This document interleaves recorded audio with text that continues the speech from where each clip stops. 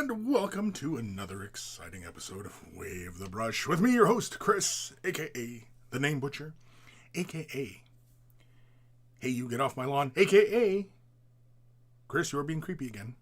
Wave the Brush, the most informative 120 minutes on the internet onto the wargaming lifestyle. We'll talk about painting, terrain, conversions, and everything under the sun. Usually we delve into a lot of painting talk as well as a lot of what's under the sun, meaning no topics are barred. We'll talk about anything and everything. So, first-time viewers, be warned. Of course, if you're attending live, you can ask your questions in the chat, whichever direction it might be in for you, I don't know. And if you're watching this after the fact, you can submit your questions and thoughts and hopes and desires to Kris@waveofthebrush.com. It is in the description below, as well as a link to waveofthebrush.com. Central hub of all the silliness has the links to all the social medias, as well as Discord. Join us on Discord. It's a lot of fun. We keep the conversations rolling there 24/7. Usually whatever the conversations are, that's usually varied and wild, just kind of like this thing, right? So, waveofthebrush.com has all that stuff for you, as well as t-shirts. Want to get yourself a t-shirt? Look like a connoisseur of all that is good and holy in this world? They're wearing a Wave the Brush t-shirt. Of course, there's also links below this video. If you're watching this on YouTube, you'll see the little thingy. And, you know, it's the thing. The thing. You click the thing about the things, right? Of course, if you purchase yourself a shirt, send a picture of yourself in your shirt, and I will add it to the Monkey Shrine, which is also at waveofthebrush.com. And, of course, a link for Patreon. Big thank you to all my patrons. Without their support, these videos and this show and everything, the whole channel, just wouldn't be possible. It's how I keep the lights on. This is what I do. This is what I do. And so you want to help me to continue to do what I do, Patreon is how it's going to happen. So a huge thank you to all my patrons. There are varying tiers and there are varying perks associated with each of the tiers. So check it out and click whatever makes sense to you. And huge thank you to everybody who does even consider. And of course, if you're not able to support monetarily, i.e. money, thumbing up the video, liking, following, subscribing, ringing the bell, and, commenting and all that other interacting with the video, that all helps the channel tremendously as well. So huge thank you to everybody who does. And it all takes is a couple of clicks of a button, and you're helping me out a great deal. So a huge thank you.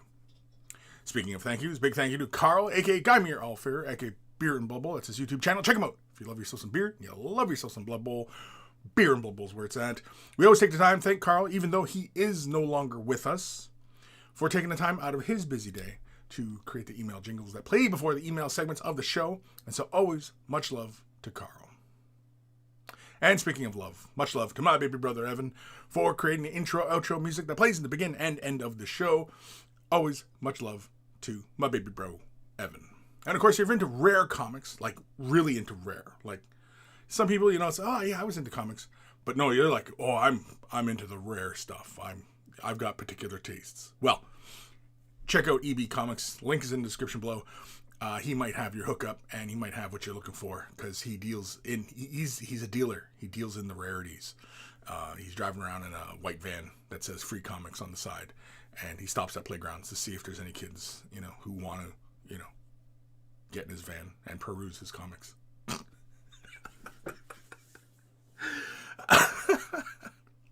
I forgot to turn on the chat. Oops.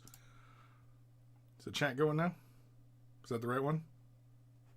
Is there a chat going? I don't even know. Where's the chat? Chat. There we go. There's always something I forget to do at the beginning of the show. And yeah, that was it. Because I turn it off sometimes and I turn it back on.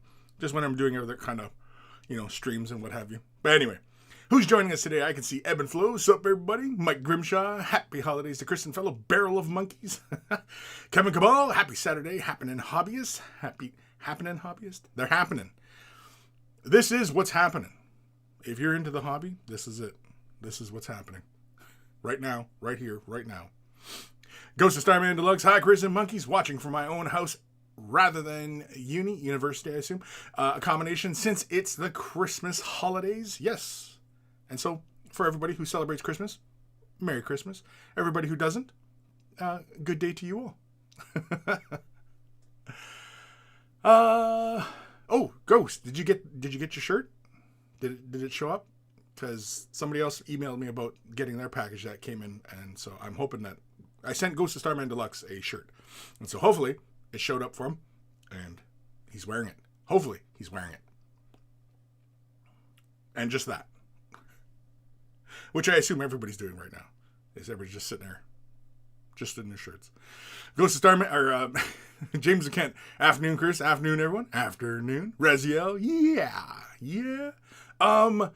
Mando spoilers or absolutely not? I can talk about Mando all day long. We can dedicate this whole show to Mando. I can grab the little baby. I can go grab Grogu, and we can sit here. I'll grab my lightsaber, and we'll talk Mando. Now, I know a great deal of you have not watched it and are intending to watch it, and I don't know, I guess if you're really busy, sure, but otherwise, get on that, because this season was really good. I was wondering, after watching the first season, my God, it was so much fun, and, where did they go? Where did they go, right? And the second season, man, it went all over the place. It kept, the same vibe going on, and, the quest and everything like that. And, I enjoyed it. I thoroughly enjoyed it. And this last episode, my gosh. And, of course, if you watch post-credits, oh, my God. Because that, spoiler, it's not a spoiler, but, yeah. It's something that Disney released a whole bunch of Star Wars stuff a few days ago, telling everybody, oh, we're doing this show. No mention of this thing, and boom, if you watch the post-credit, bang, there it is. Another show coming. I tweeted about it. Just a quick little tweet. But anyway, no spoilers. I try not to. I mean, again, if you guys raise the questions, well then, I'll talk about it. But, if you haven't caught Mandalorian, stop right now. Just leave. Just go. Say, oh, I can't tune in because I haven't watched it yet. So, yeah. Ghost Starman Deluxe. Knowing Kris, I'm sure the whole season will be spoiled in the first 10 minutes. Well, don't push me, man. Don't push me. I'll spoil it. Don't push me. Mike Grimshaw, any Christmas cheer in the coffee today? Actually, no. I usually drink my coffee black, but I've got creamer in here. Some hazelnut. Hazelnut something or other. I don't remember what it is. It's hazelnut something. Maybe it's just hazelnut. Anyway, it's a creamer. It's a little sweet. I shouldn't really be drinking a lot of it, but I can't help it. It's so tasty. I usually go about 5 days black, 1 day creamer, just so that I can enjoy, usually it's a Friday and Saturdays. Usually Friday, watch Mandalorian. I would usually get up, get coffee ready, have my breakfast, and then sit down and watch Mandalorian. And yeah, now it's done. Now what do I do with my days? Don't know. Aaron C. Chatty Kris and fellow COVID. Happy Saturday. Fellow COVIDs? Yeah, you got the COVID, eh? Or no, your wife did, right? Or did you test positive too? I don't know. But hopefully, you're not being greatly affected by it. Hopefully everybody's staying healthy. Stephen Gillode. Good evening, Santa. Good evening, Santa. Santa, I'm not Santa. I might be round and jolly, but I'm not Santa. Ghost Starman Alex was wondering where the chat was. Yeah, I forgot. It's usually something. I usually forget to click something, turn something on, and, it's like, oh, all right, I usually have this going in. Oh, right, George Hintz, hi. Hailbop, heyo.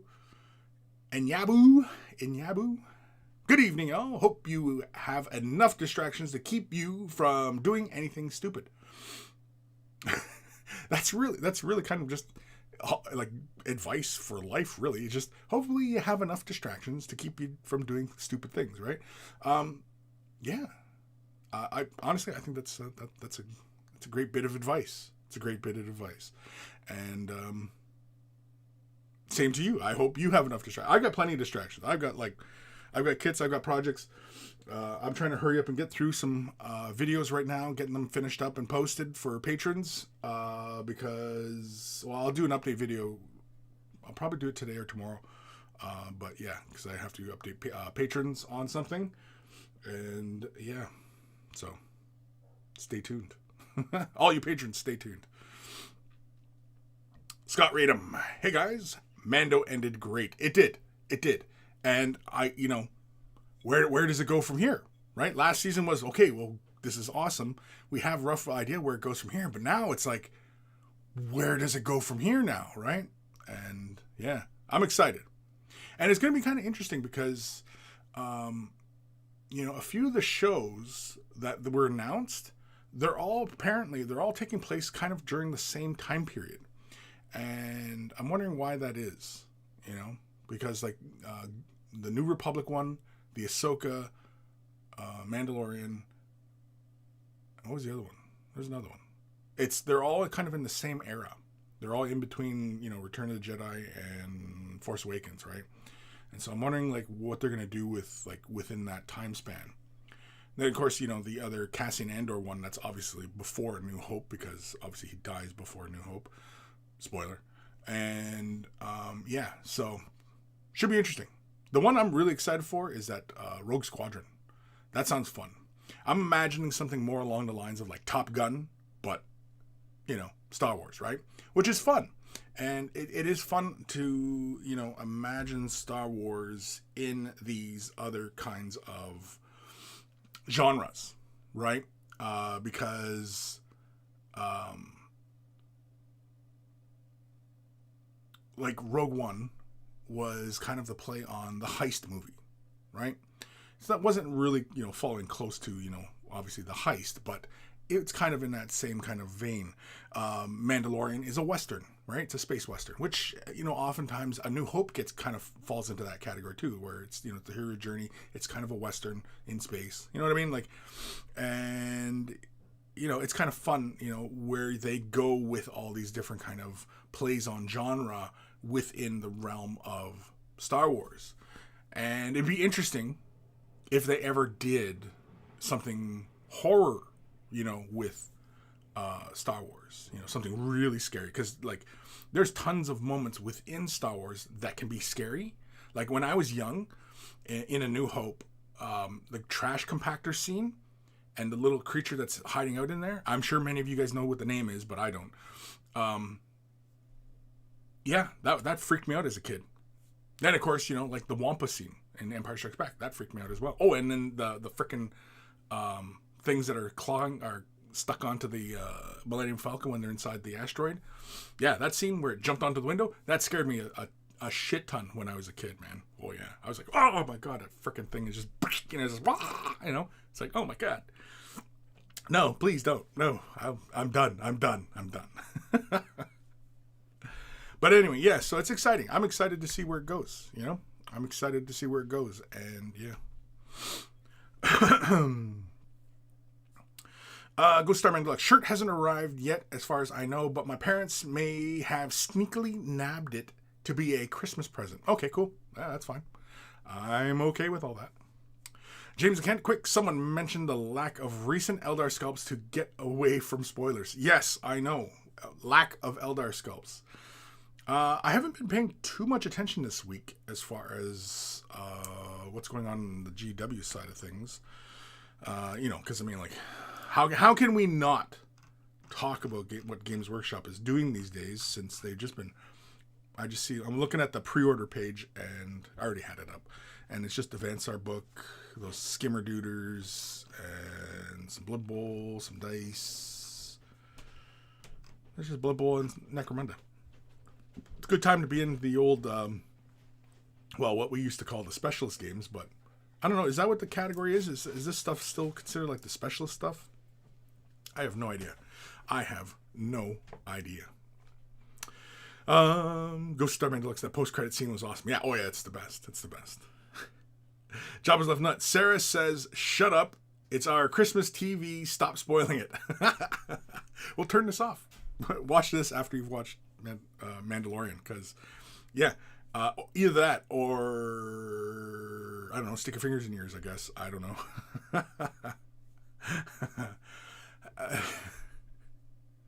You got to keep up. Yeah, I know you're busy, but you got to keep up. Priorities, man. It's all about your priorities. Ghost of Starman Deluxe. You've got a Santa hat on. You must be Santa. I must be, right? I'm being bathed in red and green, and I'm wearing a Santa's hat, and I'm round and jolly, so I must be Santa. I must be. Hey, you know what I am. Hail Bob. With the Scion Joe coming to an end soon, since I'm almost at patrol level, think I'll do that Escher Night Lord's Raptor conversion. Cool, yeah, man. Like, dude, just keep sending that stuff in. That or Castlevania vampire-themed Sister of Battle.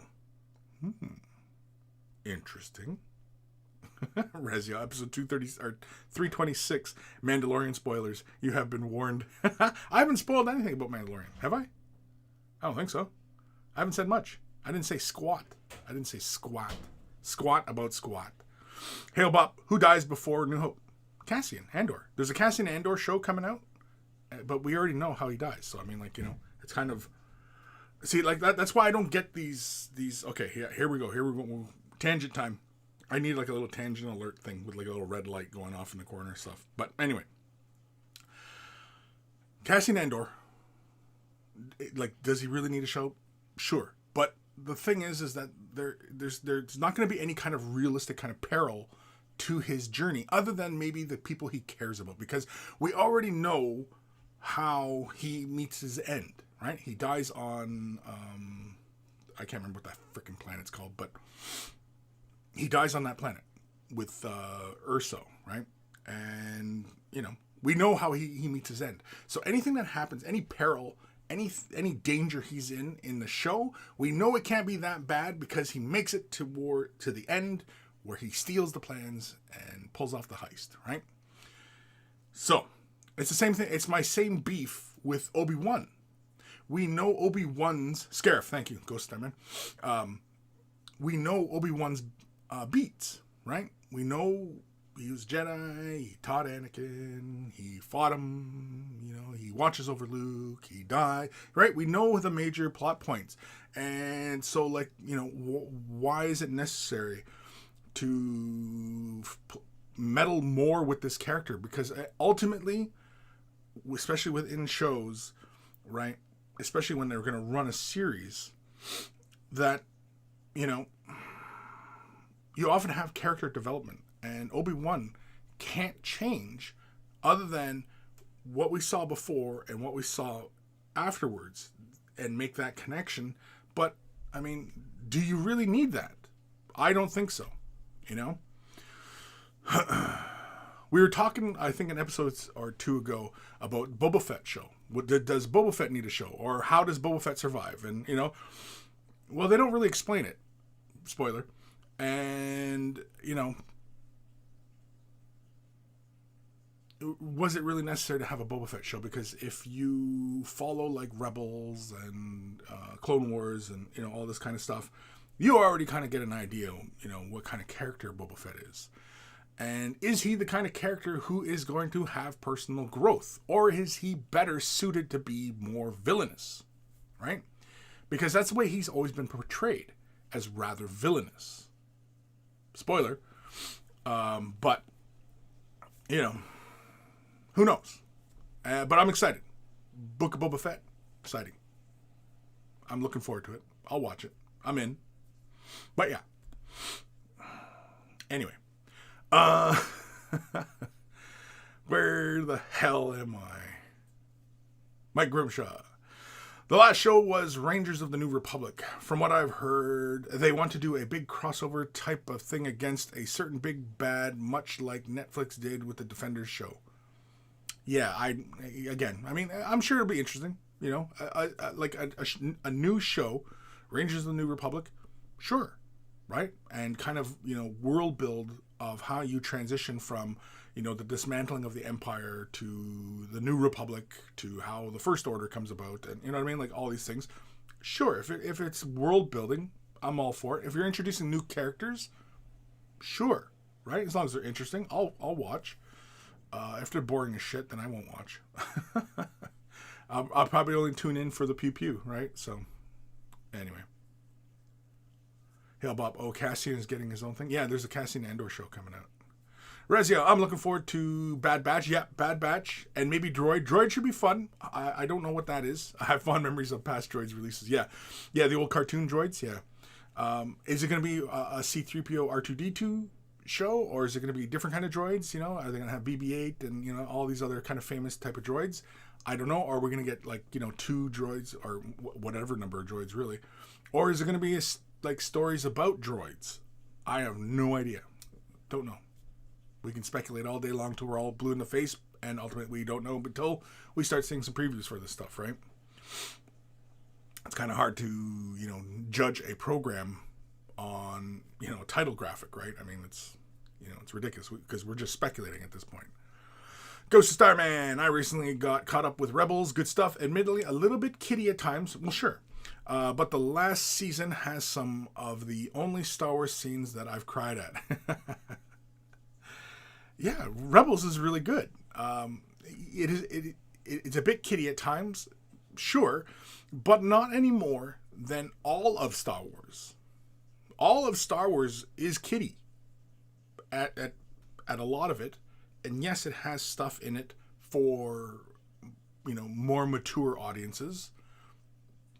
But I mean, like, Star Wars is, for the most part, like, for all ages, you know, and there's nothing wrong with that. Being kiddie is not a bad thing. Now, mind you, if you're an adult watching something that's only for kids, like if you're a 45-year-old man or woman and you're still watching Dora the Explorer, well, you might have had a mental break at some point. I don't know, but you know. I think you understand my point. Hail about creature in the crash compactor is a Dianoga? I can't even say it. Reziel. I really liked Rebels after a bit of a slow start. Sure. But yeah, I mean, like, Rebels is fun because Rebels is kind of like telling the story about, you know, the early beginnings of the Rebel Alliance, right? And that's kind of what Rebels tells. Obviously, from the title of the show, Rebels.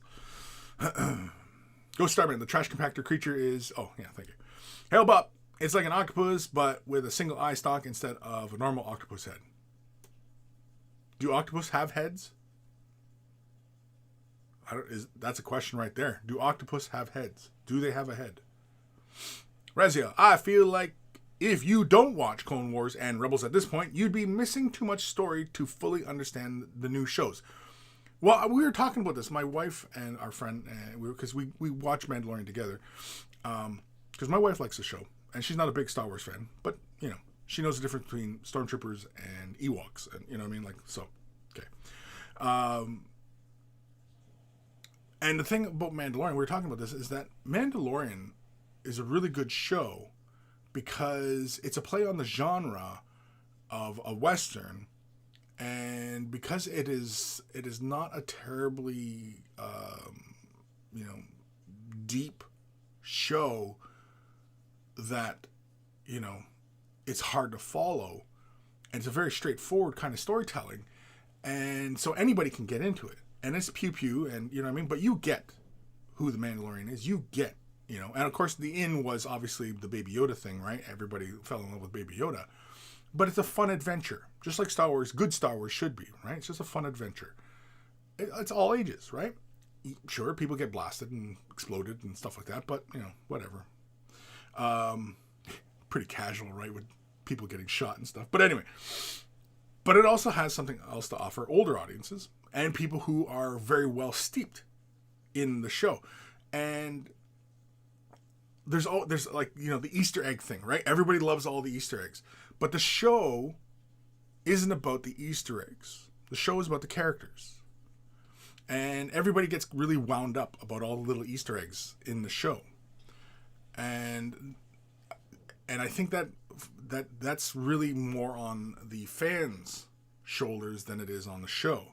The show is really great because it's telling a fun story that anybody can get behind, right?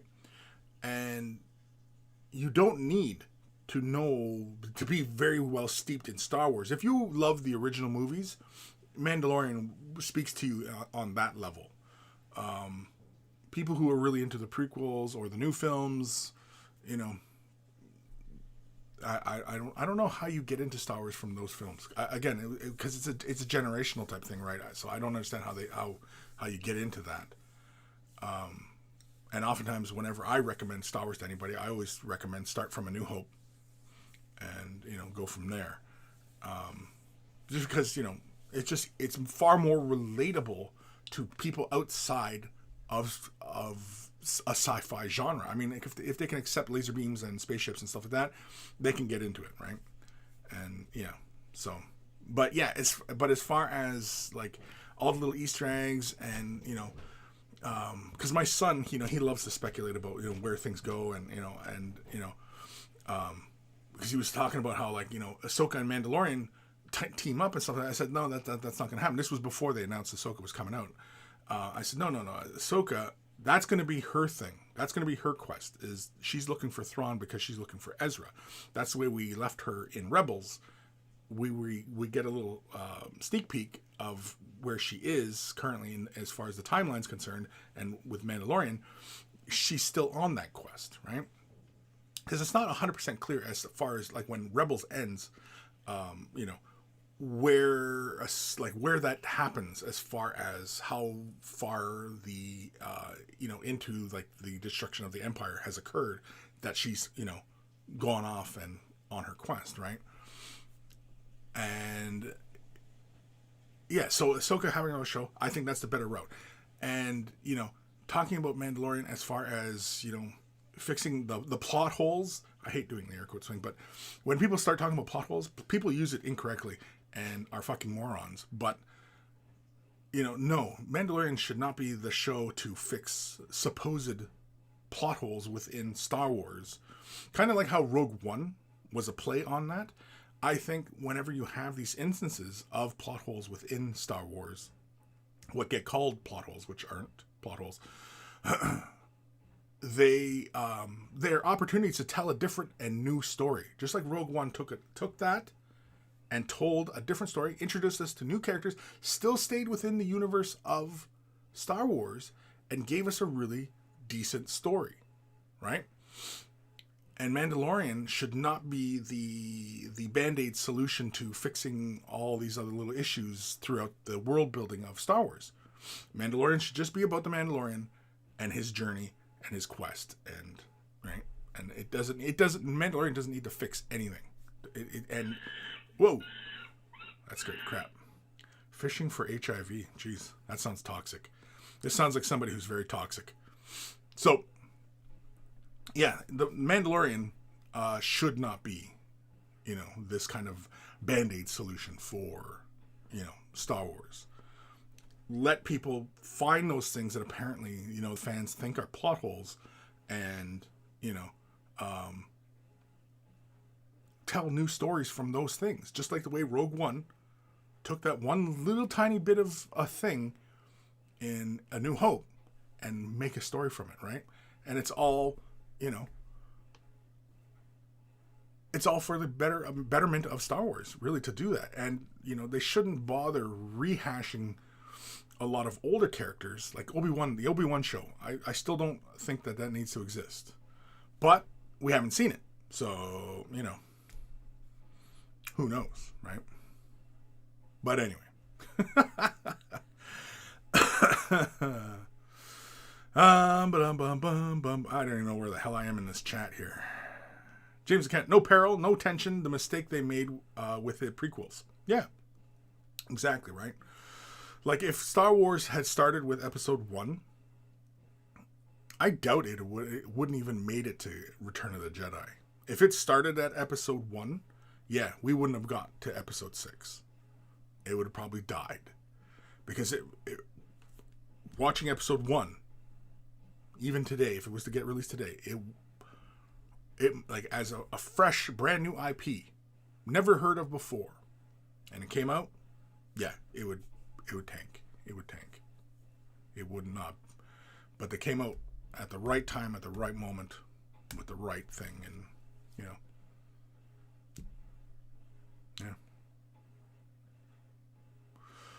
Sir Peanut Butter. Morning, Kris and Peeps. Morning. Scott Radum. Bah. Knowing the end doesn't destroy a good story. Rogue One was awesome, even though we knew they'd succeed. I push a lot of trust into this batch of storytellers. Favreau has been a real heater. Oh, definitely. I mean, Favreau, for God's sakes, man, he launched Marvel, and he is revitalizing Star Wars. Right? So Favreau's the man right now, you know? I mean, hell, I'm you know, yeah, just let Favreau, just chuck money at Favreau and let him keep doing whatever it is he does. And, you know, and I think really what it is, and I think that's kind of the mentality they're taking because of his success with Marvel, that they were like, okay, we'll just give Favreau whatever he wants. He wants to do Star Wars. He's a big fan of it. He's going to take the right people, bring them in on these projects who love the source material, and they're going to create something great. And of course, Filoni, he loves Star Wars, right? He's the disciple of Lucas, and right, how could it go wrong? And you have Clone Wars, you have Rebels, and you have The Mandalorian, and The Mandalorian, it all kicks ass. It's all good Star Wars stuff, right? So yeah, you just with the later movies like Force Awakens and Last Jedi and Rise of Skywalker, those feel like committee decisions, and they were helmed by people who I don't know, just wanted to see more or less their version of Star Wars. I don't know.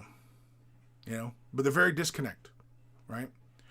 And whoever was, making the decisions, overseeing where it was all going, they weren't present, or they didn't understand what was going on, or, didn't care. I don't know. But yeah, because there's no continuity, or the continuity's like, here it is. Then the next one comes along and it's like, well, we'll take this and this, we'll leave that. And then the next one comes along and it's like, we're going to leave all that. We'll take this and this. And you know what I mean? Like, it's just, there was no arc. Yeah. Continuity. Yeah, exactly. Where the hell am I? E and 1, 2, 3, 4.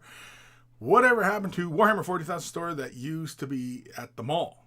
I can't find it anymore. What mall? What? I don't know. What mall? What mall are we talking about here, Bo? I don't know.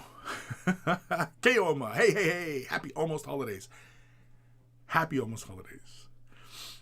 Trencher 1375. Yes, octopi are all head with some tentacles attached. Yeah. Just like when they say, yeah, buddy over there, yeah, he's all foreskin. Evan Belleau, Kris, I knew the ending of the stories in the vignette books from years ago, Tales from Jabba's Palace, but I was just hungry for Star Wars mythology. I heart the stuff. You heart the stuff. You heart it?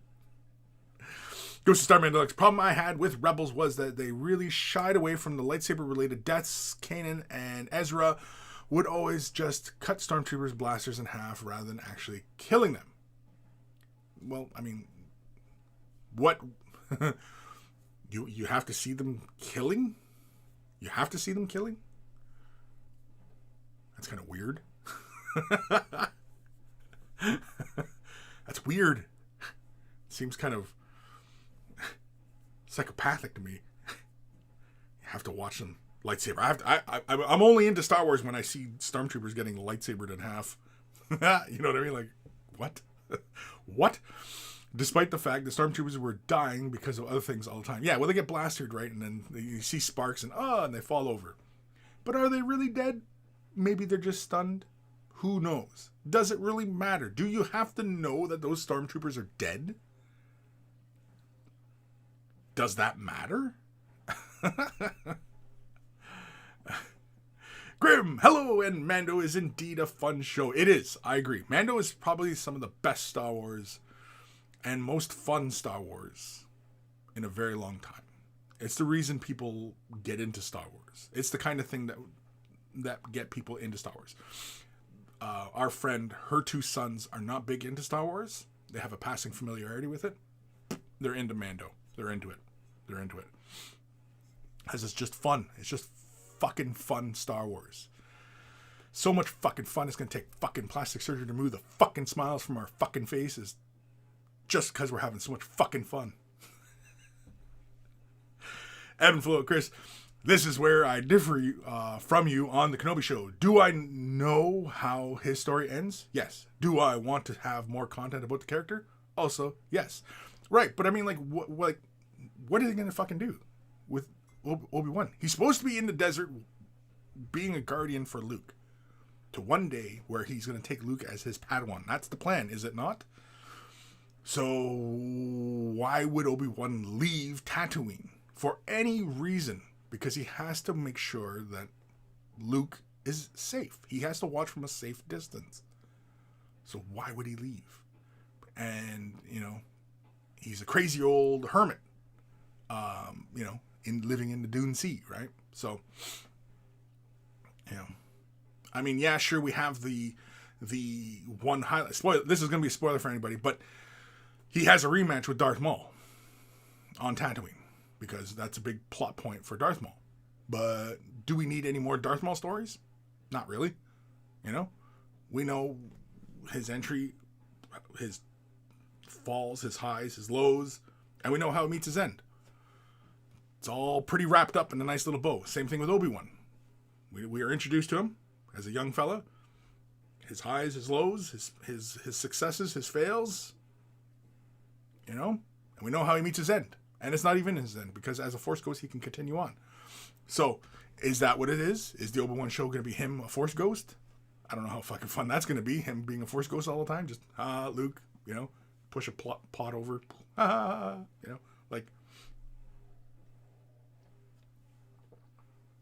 Let these characters be. Let them stand on their own 2 feet, and the more crap you pile on, the more likely it's going to topple over under its own weight. Right? It's the same kind of thing with all these characters. You just start piling on more and more crap. It falls over flat.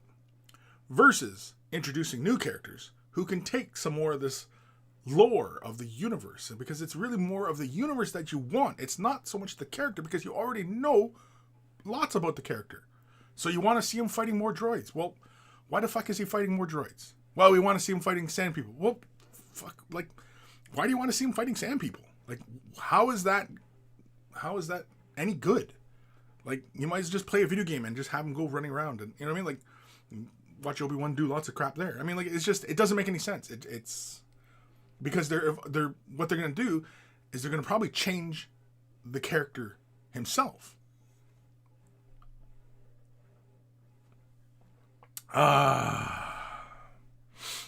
Anyway, where the hell am I? Res Thrasher, there he is. That's Res Thrasher over on Twitch. Is my bro. My bro. Hey, this is an X-rated content I paid for. Fishing for HIV. I'm gonna just lurk though. All right. Yeah, I seen that pop up. Thank you for the follow. Did you follow? Yeah, you followed. It sounds like a toxic name though. I'm sorry. Ian, do you have HIV or are you trying to get it? Yeah, exactly right. I mean, my name was available, so why not take it? Yeah, I don't know. Rezia, I totally think a show like Mandalorian is accessible to normies. I just mean there's a ton of significant stuff outside of it that informs viewers on a whole different level. Oh, definitely. Definitely. But there's always got to be a hook to get new people into it. And you always want a steady influx of new people. Because once you have too much goddamn gatekeeping and just, so much, it's like trying to get people into the lore of Warhammer 40,000.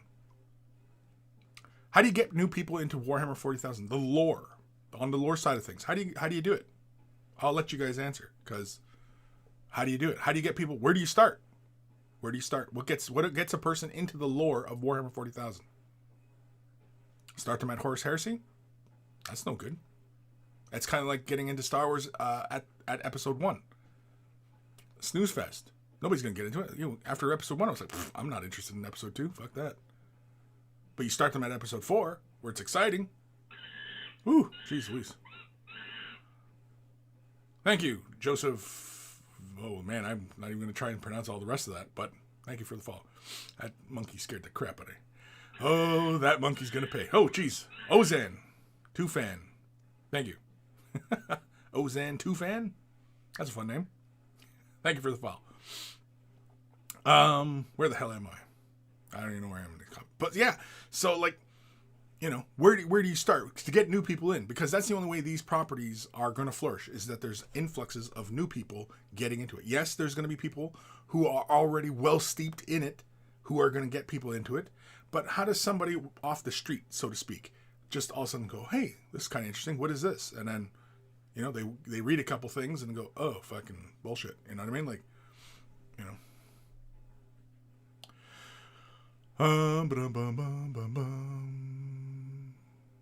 Hail Bob. Whatever happened to the Warhammer store in the mall? Typically GWs move if they can find a cheaper lease, so it was probably that, or they closed it because it wasn't busy enough.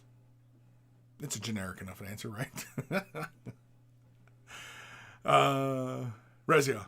I'm going to be controversial here. Din Djarin is better than Boba Fett. Sure. We know, well, because we can get behind Din. We can get behind Djarin a lot easier than Boba Fett. Boba Fett is just kind of cool. But Boba Fett, I mean, like, people who are just familiar with the movies and maybe the shows, okay, he's a bounty hunter. He's badass. He's a clone son, right? Cool. He's a villain. Okay, cool, right? Whereas Djarin, well, we can empathize with him because he wants to protect Grogu, right?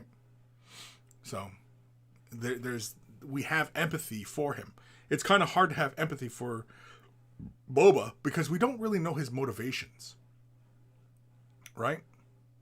Like in Attack of the Clones, spoiler, Mace Windu cuts off his dad's head. And we have this scene, which, it's a really interesting scene. And it seems like it would be a good launching off point to tell a story, right? Because he has his dad's helmet and he's like, he's sad that his dad is dead. And so you would think that from that point forward, vengeance, he'd want nothing but vengeance. And so Boba Fett would be this corrupted soul who sought vengeance his whole life. And it would allow you to tell the story, the dangers of having a corrupted heart like that, where you're just compelled with vengeance. You know what I mean? Like, that would be an interesting story. That would be an interesting arc for Boba Fett. That his whole life, he was just all about vengeance. And he just, you know what I mean? And of course, you know what I mean? Like, could he have played a part in the destruction of the Jedi or hunting down the Jedis, or, you know what I mean? Like, all these things, because he would have just hated the Jedi, because obviously, the headmaster of Jedi lopped off his dad's head, right? I'd be kind of pissed. I would probably, especially if I was a small boy who looked up to his dad, and then his dad gets offed by this guy, willy-nilly, right? I mean,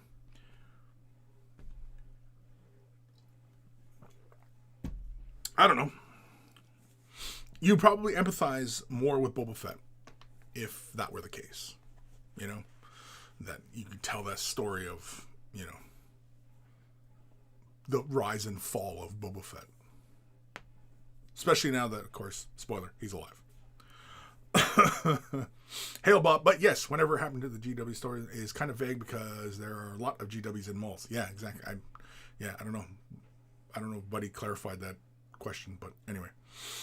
Ghost Starman. It's not that they weren't killing people. It's just that the blasting a stormtrooper is fine, but apparently a lightsaber is too violent. Well, yeah, it's because a lightsaber is a sword. You know what I mean? Like, people's heads would get lopped off all the time in Star Wars. I mean, that seems to be the most effective way of killing somebody, with a lightsaber. It's kind of the samurai kind of thing, right? Like, Jedis are kind of samurais. and lopping off limbs. Even Obi-Wan does that all the time. Hell, in A New Hope, we're introduced to Obi-Wan Kenobi because, like, if you've never watched Star Wars and you jump in at Episode 4, you're introduced to Obi-Wan Kenobi, who's this old man, but you realize is a very dangerous man because he gets into a minor scuffle at a bar and lops the guy's arm off. Right? He's in a Wild West kind of setting, and this old man, this old samurai, his response to his young boy, who he apparently is supposed to be protecting, he lops the dude's arm right off, most likely killing the man. Right? That's our introduction to Obi-Wan Kenobi. So immediately we think, okay, well, yeah, you obviously don't fuck with this old man because, yeah, he's going to lop your head off. And yet he's this, knowledgeable, wise old man. And we see through the rest of the film, he's kind of, this old Herbert walking around, right? And, and everybody loves him. But really, when we're introduced to the guy, well, first off, if you started at Episode 1, okay, and you did not start at Episode 4, if you were started at Episode 1 into Star Wars and went through it all, the moment Obi-Wan lies to Luke about his father, that changes the character. That changes the character because he's openly lying to Luke, right? Not for the sake of Luke. It's not, because lying about people and telling, especially new people. Well, Obi-Wan was already familiar with Luke. Luke is meeting Obi-Wan for the first time, and the first thing he does is lie to him, and then of course straight up murder some guy in some minor scuffle in some backwater bar. So you really have to call into question who Obi-Wan Kenobi is.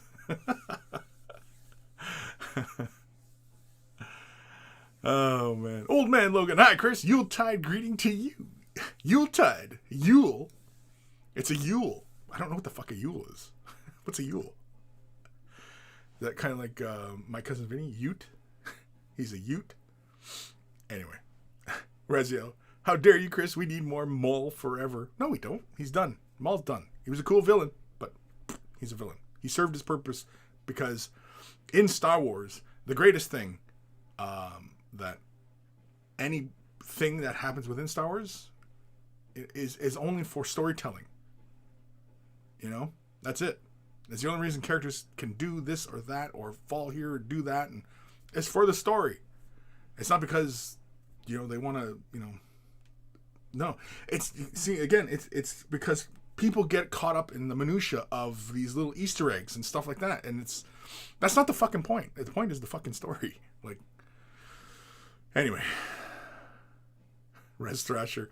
I'd want to be a character named Darth Garth. Oh fuck. Shut up.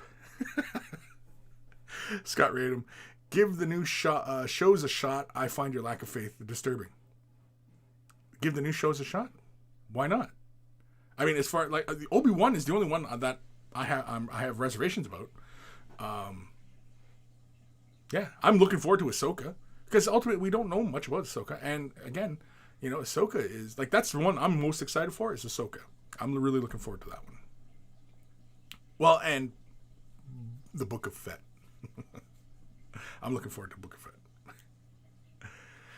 John J. I'm late. Oh my god. Like late? Like you're late? Like it didn't happen this month for you? John J. Get new people into the lore. Start with a 2+ tough YouTube channel. Okay, and where do they start from there? Just tune into the channel? I don't think that the channel is that concise. You'd have to start somewhere. How do you get people into the lore? So you as a guide for your friend is to show them another guide, rather than your friend has come to you. Where do I start? And you don't help them essentially. Where do you start them? Where do you start somebody in 40K? For the lore, right? Where do you start them? What is entry level Warhammer 40,000 lore, right? See, I think that's why so many people and why Age of Sigmar has become very popular quite quickly is because everybody can get into it. It's brand new. You know, it's not decades of previous lore. Sure, in the lore, the current lore for Age of Sigmar, knowing those things is a lot of fun, but it's not integral to where the universe is going, and it's new, right? Whereas Warhammer 40,000, you know, it's 30 years of lore. That's changed, been retconned here and there, but still fundamentally, you know. So, where do you start somebody who's interested in the background? Because, again, the lore of Warhammer 40,000 is a hobby in itself. So where do you start somebody? What's the introduction into the lore of Warhammer 40,000? Where do you start someone? I have an idea, but it's old. But again, I'm still kind of looking for you guys' suggestion. Rezio, 40k lore hook. I find the most over-the-top 40k meme that relates to that person and say, would you like to know more? Sure. Joseph, mate, I think you look like Dom Billy Baskos Hassan without mustache. I don't know who that is.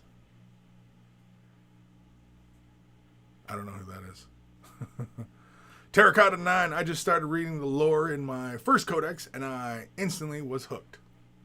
Sure, but you're coming at it from a gamer.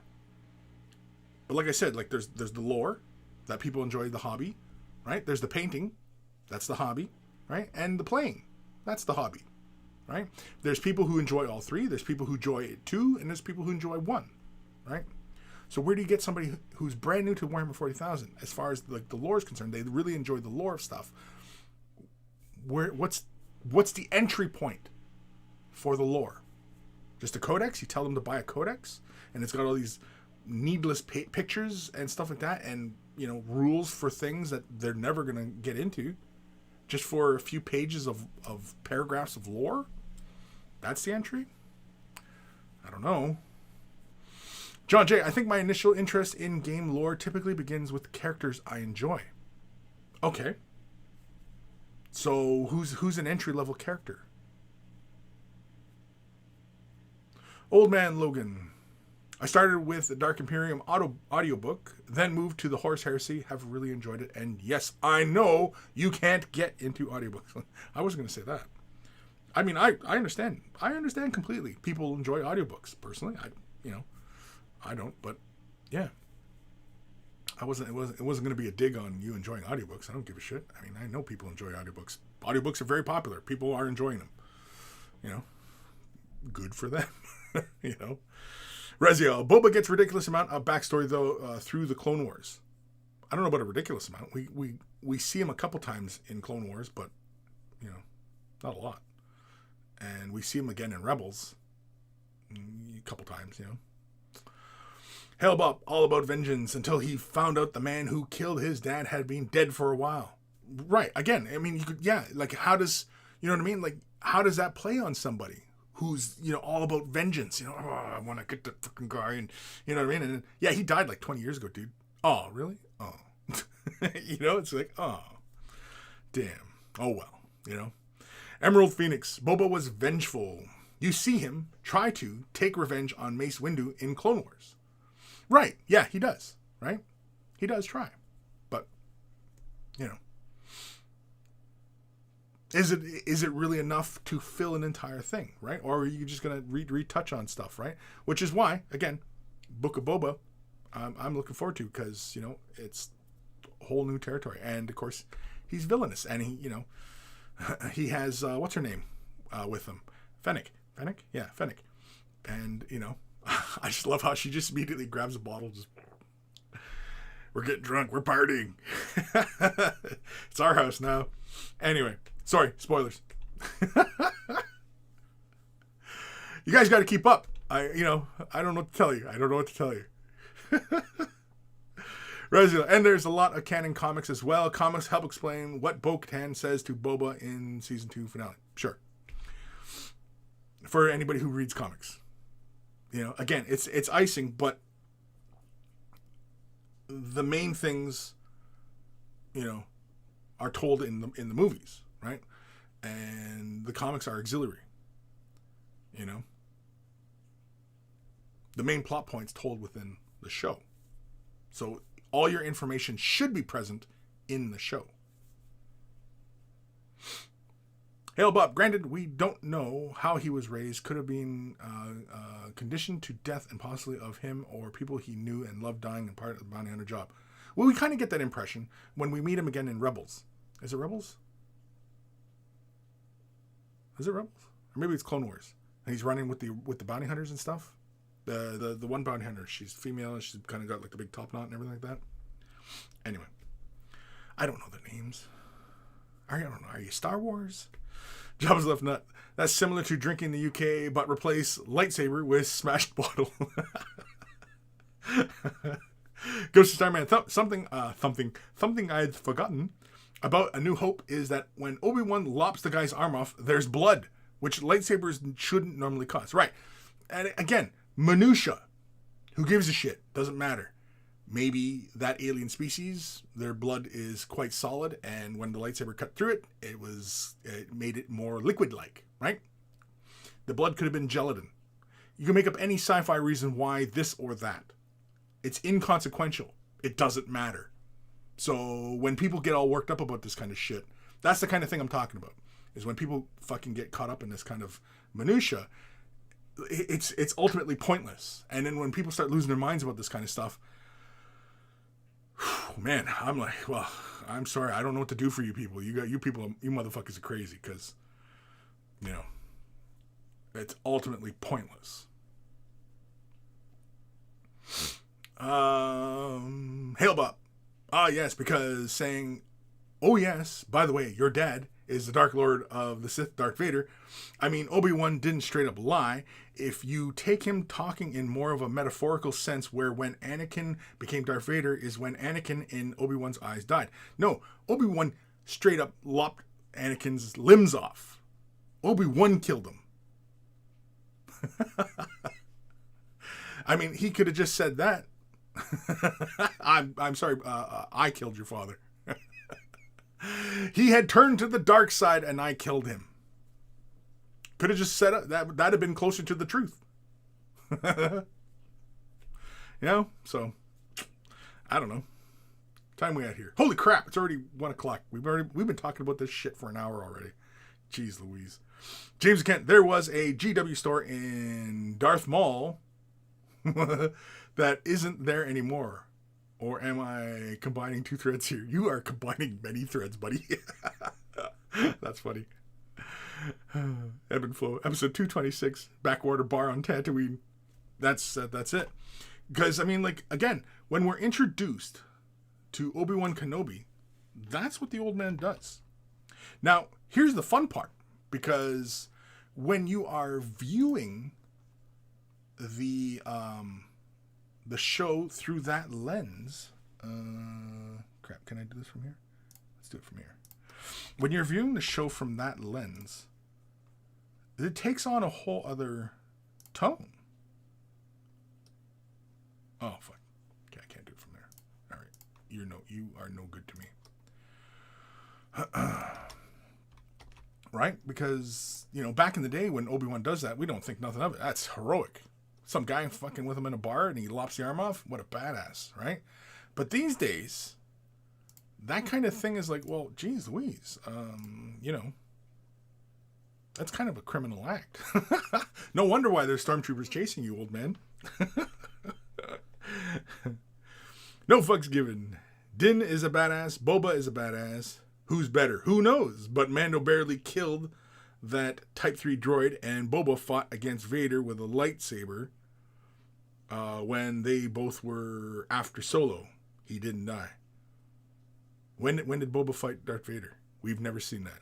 If you're talking about comic books and stuff like that, I mean, that's, you know, that can be easily retconned. That's not in the TV shows or movies. So, you know, because that kind of shit gets retconned all the time. Whereas the movies, significantly more resources are put forth to make those things a reality, as opposed to a comic book. Comic book, you can scrap a comic book, another edition, whatever, you know. David Brunfeld, why worry about the lore in 40K? This is a game. Well, like I said, it's three aspects to the hobby, though. It's the game, it's the painting, it's the lore. Most of us are into all three. Some of us are only into the two, and some of us are only into one, right? There are people, and I'm sure some of them tune into the crap I spout, but, you know, that are only into the lore. They're only interested in the lore, like this and that. That's the hobby for them. They read a lot, right? Nothing wrong with it. And again, this hobby's for everyone.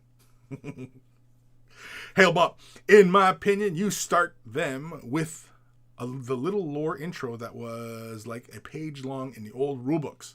It set the stage of the setting and briefly introduces you to the different factions. So you give them the rulebook, the big clunky ass rulebook. Okay. Not needing the rulebook, just the 1-2 pages from older rulebooks. I guess.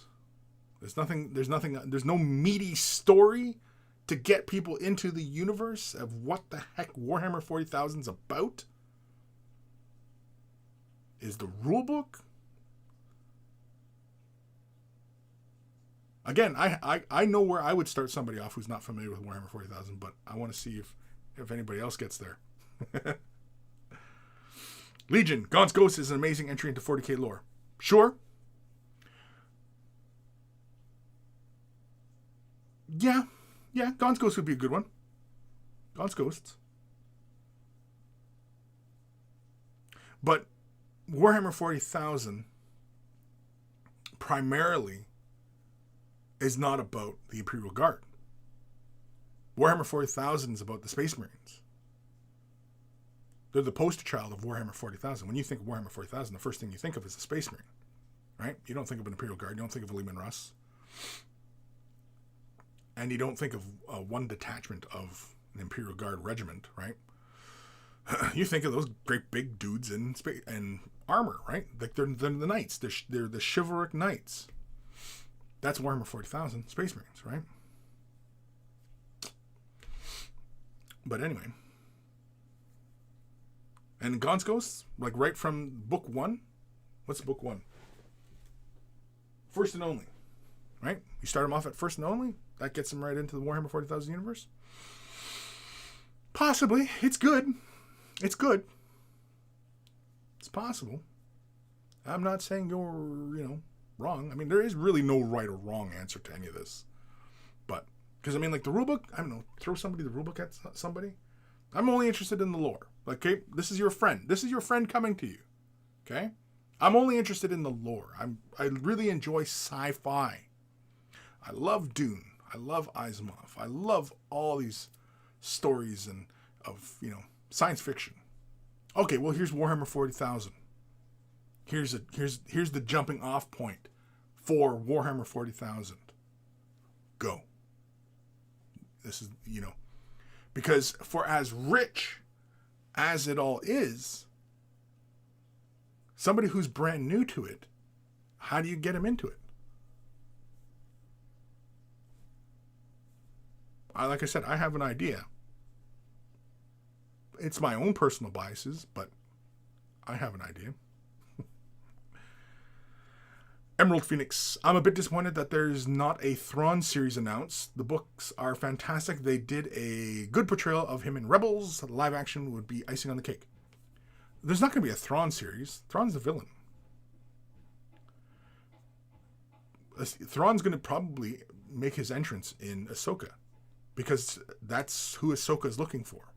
So we'll probably get Thrawn in the Ahsoka show. Maybe. Probably at the end of the first season, we'll get Thrawn. She finally catches up to him, kind of thing, right? Again, who knows if he's even alive? Because at the end of Rebels, spoiler, yeah, it's left wide open, which is great. I like when they do that, because again, It fuels speculation. It leaves plenty of room for new stories to be told.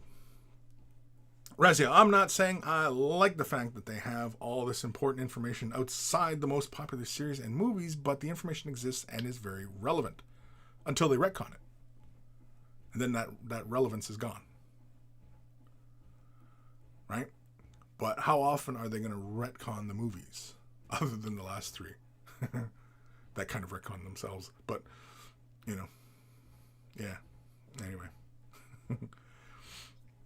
Hail Bob. The blood from the arm in 4 can be easily explained. Oh, it could be easily explained? It was the first movie, so Lucas hadn't gone on his need to explain everything with the lore phase yet. Oh, yeah. No, that's, yeah, obvious. I mean, that's the obvious thing. Rezio. For instance, Jango Fett was foundling, like Mando, from the rival clan of the Vizslas. Jango's mentor was killed by the head of the clan Vizsla, and yet Jango killed him in return, so Bo has reason to hate Boba. Sure. No fucks given. Am I muted or ghosted? I don't know. I can see comments.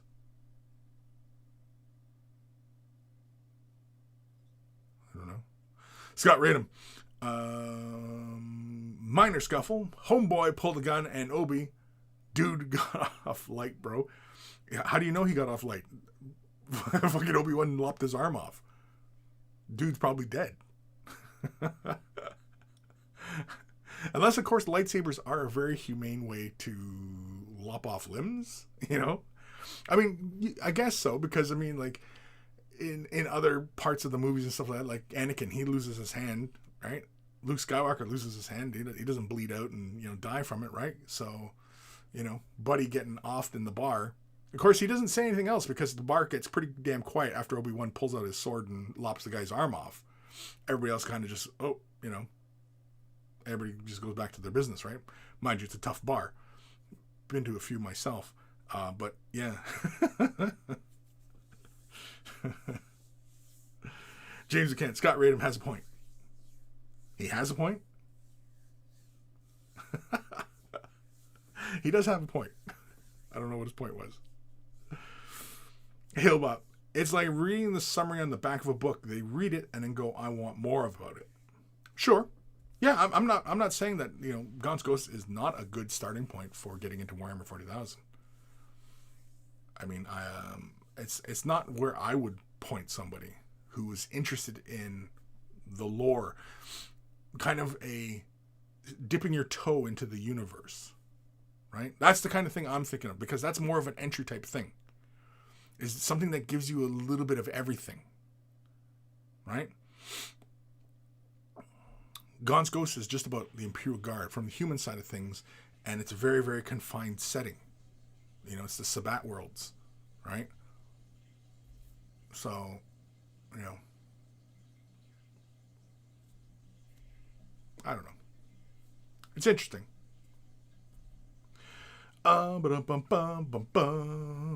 Could not tell you where the hell I am in these comments. Go Star Mandalorian. I probably suggest Graham McNeil's Ultramarines books. The Uriel Ventress ones. Sure. It's interesting. Okay. No fucks given. Most people's opinions on Boba Fett are based on other content. Retcons or not, because what did he ever do in the movies? Gets punked by Vader, flies into Jabba's barge, and gets eaten by a Sarlacc. Right, exactly. Right? Which is why I've never understood the whole thing with Boba Fett. You know, I was never a, you know, fangirl of Boba Fett. Didn't give a shit about him. Just another bounty hunter as far as I'm concerned. Aaron Seach. I would start a friend out with the book that did it for me. Rin's World. I have not read Rin's World. I almost said Wayne's World. So, I'll take your word for it. Hail Bob. I guess you could start them on book 1 of the Horus Heresy series. Could you? The book 1 is good. But getting into Warhammer 40,000, again, like I said, it's kind of like getting people into Star Wars by watching episode 1. I wouldn't recommend it. Legion. Well, kinda. The 40k universe is more than Space Marines. Gaunt's Ghost hits the main themes of 40k, martyrdom, lost glory, and the struggle of existence in the universe. Yeah. Again, I'm not saying that it's not a bad suggestion. I'm not saying I wouldn't. It's not the first place I'd go, though. Reziel, Kris, yeah, I'm definitely waiting for the full retcon of the sequel trilogy, but I'm not going to worry about potential retcons as justification of ignoring lore in the here and now. I really wouldn't worry about it anyway. I think that's more along the lines of my point.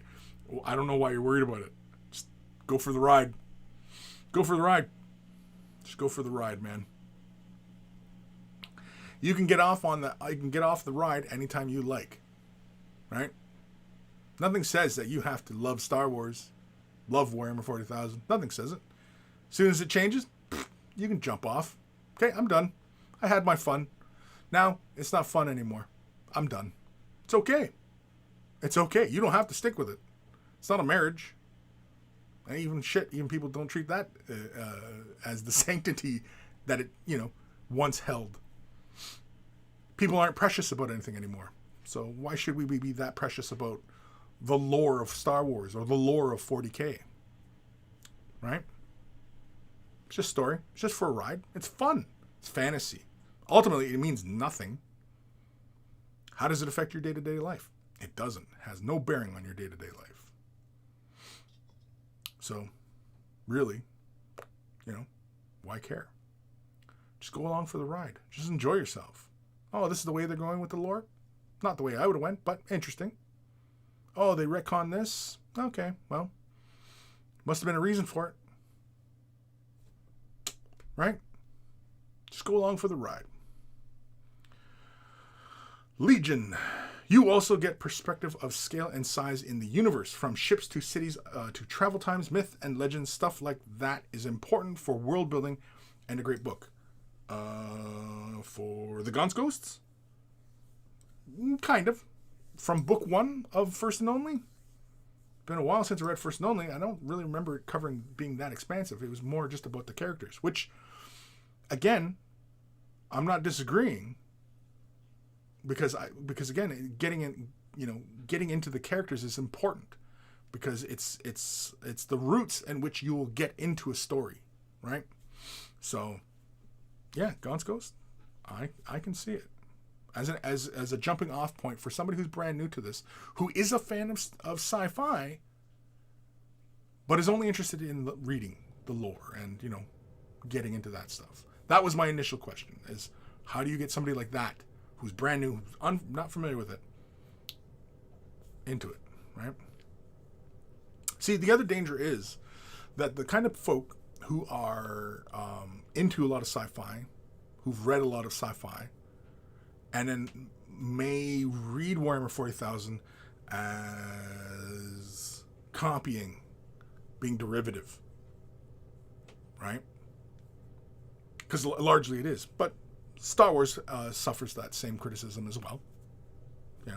Doesn't affect my opinion of Star Wars. I enjoy Star Wars, and I enjoy Warhammer 40,000. So, but getting somebody in who's new, that can be a bit of a challenge, because getting over that first little hurdle mentally, is a challenge. I don't even know where the hell I am. Ghost Star Man Deluxe. Lightsabers should logically cauterize wounds immediately due to the heat of the blade.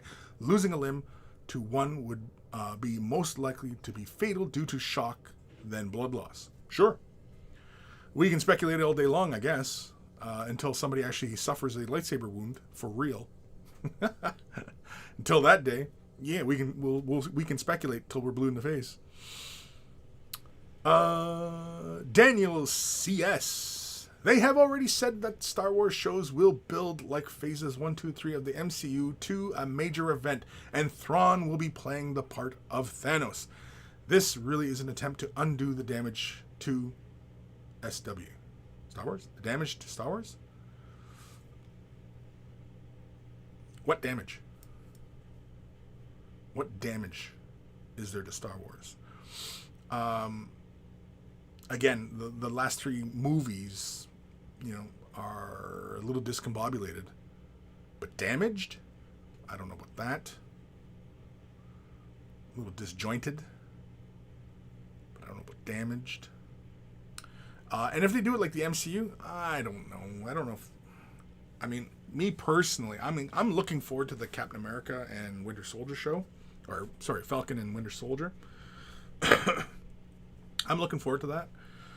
But for the large part, I'm getting really fatigued on the MCU. Very fatigued. A lot fatigued. The only thing I'm really looking forward to is that Falcon Winter Soldier show. I've been looking forward to that for Disney Plus. They advertised that when Disney Plus was first coming out. That was part 2 of why I got Disney Plus. Part 1 was Mandalorian. And the other one was the What If. That looks like fun. That looks like some fun storytelling there. Because it's just, made up shit, right? Grim Gonskos was the first series of books I read in 40K. Sapphires Kane was my second. I enjoy them both. Sure. Aaron Seach, I always wondered if you used the lightsaber to slice bread, would it toast the bread as it cut it? I would assume so. Just like in Hitchhiker's Guide, the movie. Yeah, where you see him slicing the bread. I would assume it's the same thing. And why wouldn't that technology be everywhere, right? If that were the case, it's just this, laser sword. Why wouldn't you have laser blades? Why aren't there shorter laser swords, right? Longer laser swords. Why is it limited to just one length? Saleswoman from Hell. All right, folks, I'm here just in time to talk about Star Wars. Oh, fuck, dude, we've been talking about Star Wars for the last hour 20. Evan Belleau, Kris, I was a Fett fanboy ever since I had him mailed to me with the original figure promotion. I never did that. I guess I'm not that old. Razio, profound misunderstandings. Saleswoman from Hell, never feel married to a product, folks. It's just product. Exactly. That's exactly it. Like tomorrow, Games Workshop tomorrow could fundamentally change how we perceive what 40K the 40K universe is. Completely could change it tomorrow. I know a bunch of you probably would jump out windows, but all right. I mean, if it goes in a direction you don't like, you can leave. Simple as that. Zero's Hobbies. Truth. Old Man Logan. Honestly, though, I know that you disagree. I would point them to Horus Heresy. I would assume that they are into sci-fi, Dune, etc. So this would be a good starting off point for them. I personally have enjoyed all the Horus Heresy books so far. I am currently on Legion, though. Yeah, I'm on Legion as well. I stopped because now I'm on the Path of the Eldar. I'm rereading the first book, but then I want to get the other 2 books done. And then, of course, I bought the omnibus, so it comes with short stories. So that's what I'm currently reading through. No fucks given. Show them the Astartes video series, Death of Hope, if they're into heavy metal. For gaming, I suggest Necromunda as an intro, and the Ventress Saga shows most aspects of Warhammer 40,000 Ghosts. After that makes it better. So you'd start somebody who's brand new, you'd start them off at Astartes? What happens in Astartes? Who is Astartes about? And don't say fucking Astartes. Just don't fucking do it, man. Just don't do it. Rezia, I feel like Kris is talking to players about disgustingly resilient right now. I'm talking to all you fucking nerds. Mr. Pylag, Eisenhorn, Abnett wrote it in such a way that anyone could grasp the worlds and concept of 40K. Now, yes, I agree. Abnett does a fantastic job of building the world. Yes, definitely. And so I would imagine any story told by Abnett, should be fairly accessible. And the novels of Warhammer 40,000 are all very easy reading, right? And from what I've read, they're not that challenging as far as ideas put forth. I asked this question a while ago. I posted it on Twitter. Is Warhammer 40,000 good sci-fi? Is Warhammer 40,000 good sci-fi? Now we're talking mainly about story, the lore. Forget the painting aspect of things. Forget the gaming. Just about the lore. Is it good science fiction? Like those by Herbert, Asimov, all these greats in sci-fi. Is it on par with those?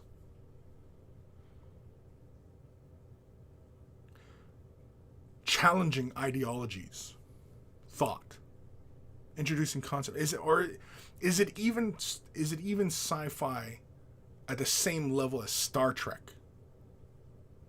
Or is it more akin to Star Wars? Just the pew pew. Is it all about pew pew? Because oftentimes that's our interpretation of Star Wars. Star Wars is just pew pew, right? Star Trek poses questions. Star Wars, pew pew, right?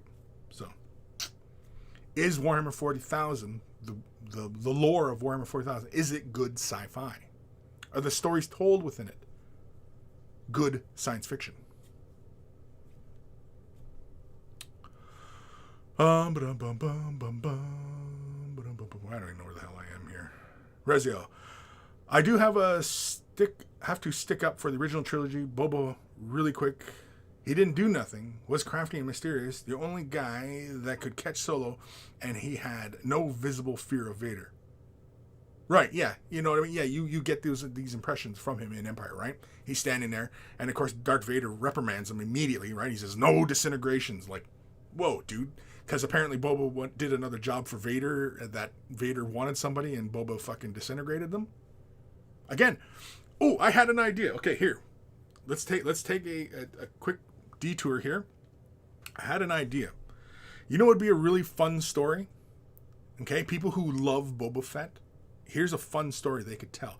And this is a play on genre that we're currently seeing within stories for Star Wars. Okay, here's one that I think this would make a fantastically fun story, and they should do, because it's my idea and I think they should do it. Because I'm so precious about my ideas. But anyway, imagine, okay, we want a Boba Fett story. We want a movie. You can do it just as a movie. You could tell, I guess, like a series, sure. But I think a movie would be better format for this kind of story, because it would be very quick, I would assume, but who knows. Anyway, we start off Cloud City, and Boba's loading up Han Solo, and immediately people start shooting at him. Holy shit, I gotta get back on my ship. People are shooting at me, getting off Cloud City. Now, remember, in Empire Strikes Back, there was a whole room full of bounty hunters, right? There's a whole room full of bounty hunters. They're all after one target. Now, Mandalorian tells us that, yeah, when they put out a bounty on somebody, yeah, a whole bunch of bounty hunters will have that little tracking thing, right? And a whole bunch of people. And bounty hunters, because they're villainous, they often will shoot each other in the back over this kind of stuff. So, imagine telling a story a la, like, not a la, but like Midnight Run. Anybody watch Midnight Run? It's an older De Niro film. Charles Grodin. De Niro and Grodin. Anybody? Bueller? No? Anyway, tell a story like that, but it's Boba Fett on the run to get paid by Jabba, but he has to fight off a whole bunch of other bounty hunters, because one of the questions that I've always had is, what happened to IG-88? Right? We don't know what happened to IG-88. That'd be a fun story to tell. What happened to him? Did Boba off him? Right? You know, what happened to all these bounty hunters that were after him? What happened to that all these bounty hunters? What happened to them, right? That would be a fun one. That would be a fun one to tell.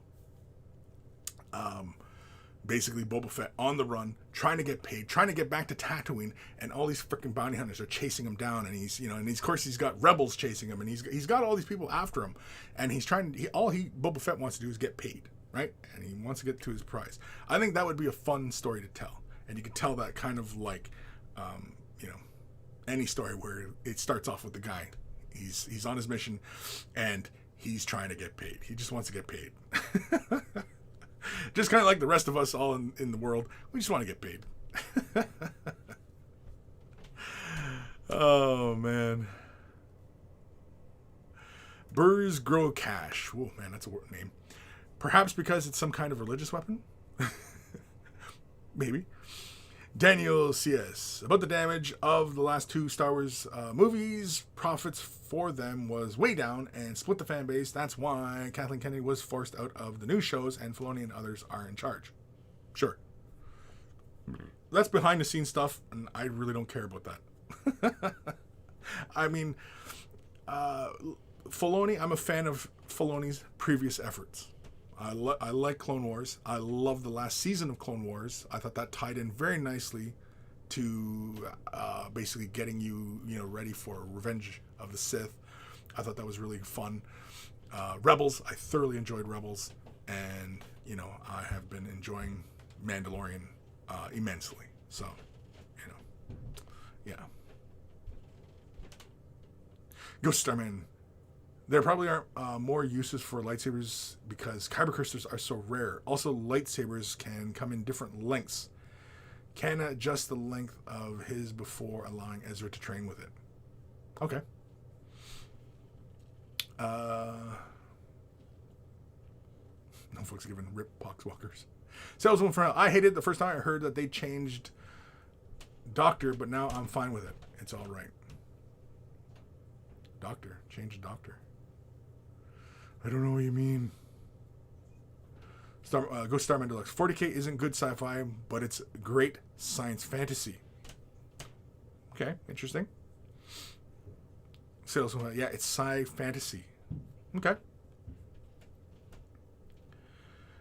Burrs. I would say 40K is more like fantasy than science fiction. Okay. So it's more pew-pew then. And we're all good with that. Yeah? Okay. Rezia. It's a space opera faux show. Space opera? I don't know about that. No fucks given. I'm not all the way salty yet. 8th Death Guard. We used barely any Marines.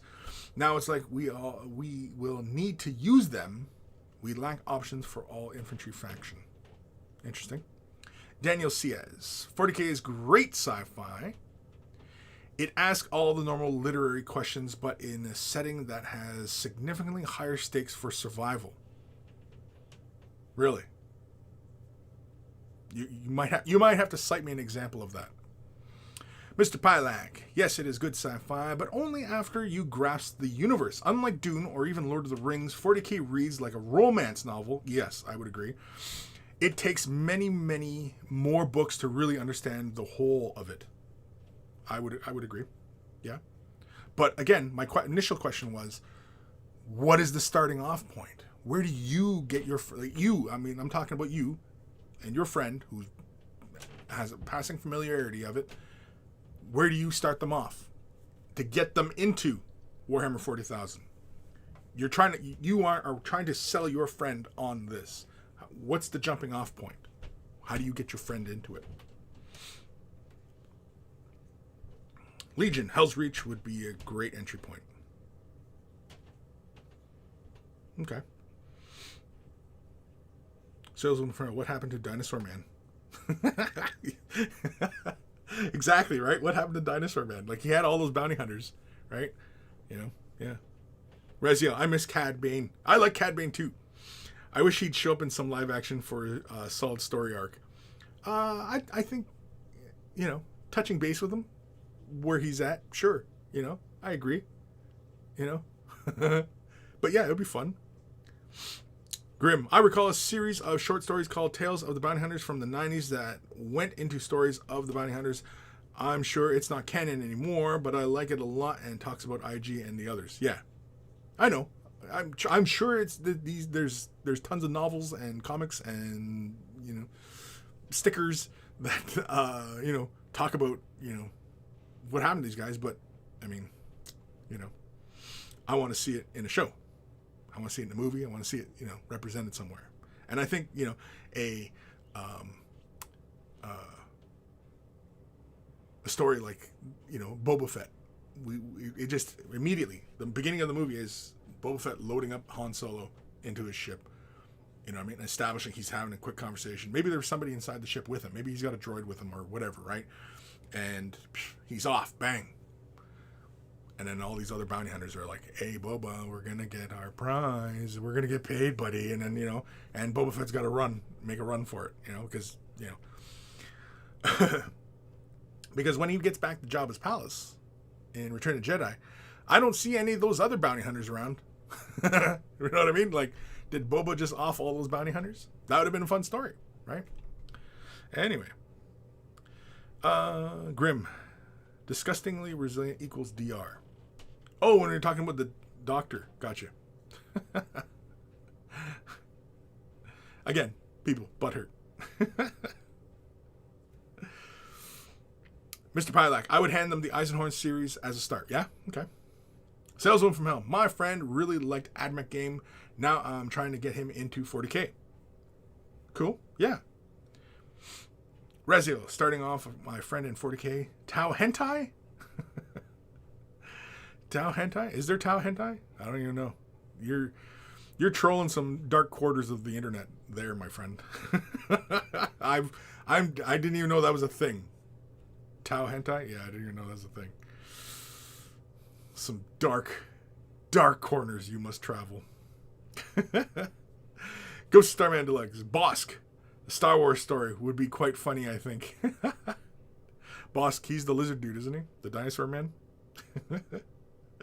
Says one from Hell. And I started Warhammer with the Fire Warrior game. Interesting. And then you, got into the game or the lore? Or, do you play? I don't even know. Yeah, interesting. Daniel CS. Example. The threats to existence are rarely minor. The Imperium is extreme because their antagonists are mortal, numerous, and cosmic in scale.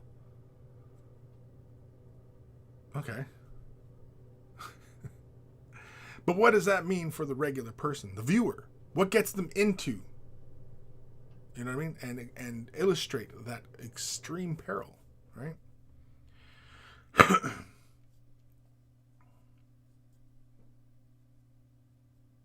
Ghost Starman, is there Tau Hentai? Of course there is. Is there? I don't know. Salesman Pro, is there blank hentai? Yes.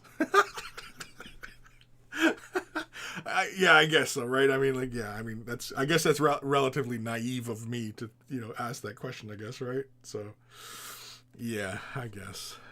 Rezio, oh, there's everything hentai, Kris. Slaneshi hentai is basic. Okay. I guess. Whatever floats your boat, I guess. Again, this hobby is for everyone. Oh, shit. Daniel. Jez asked for a friend what their favorite genre is, then hand them the 40K novel for it. 30 years of books provides healthy soil for fandom. Sure. Till it gets retconned, right? Okay, so I will bookend this thought.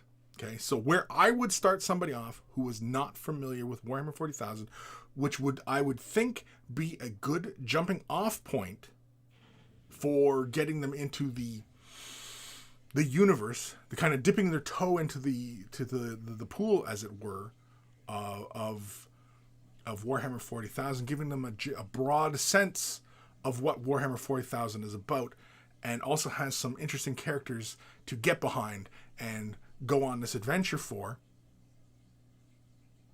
Can you guess what it is? What I'm going to say? It's a book written by Ian Watson. Nobody? Bueller? Inquisitor. Inquisitor is where I would start somebody off with Warhammer 40,000, is Inquisitor. It was one book in the past. They broke it up into 3 books. It's Inquisitor, it's Chaos Child, and Harlequin. it's 3 books now, but it used to be just 1 book. And, you know, that's where I would start somebody off who was brand new to Warhammer 40,000 but loved sci-fi and, you know, or science fantasy. Yeah. I don't even know why you call it science fantasy. But anyway, yeah, that's where I would start somebody off, is Inquisitor.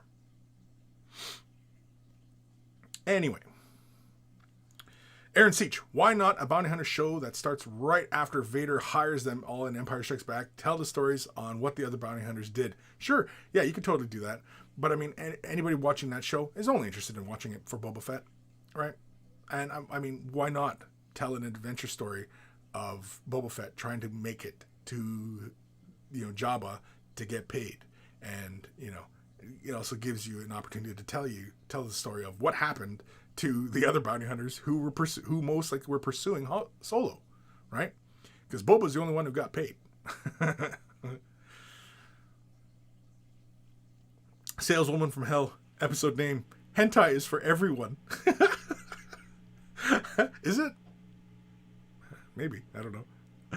Reziel, I'd like some live action Hondo Anaka too, especially if he keeps the Don Carnage voice actor. Yeah, Hondo is probably the top of my list for I would love to see a show, or, you know, like a live action version, or have him introduced, you know, into Mandalorian, or, you know what I mean, like, I don't know, whatever, right? Or have his own show in live action, and it could be, you know, a pirate's tale.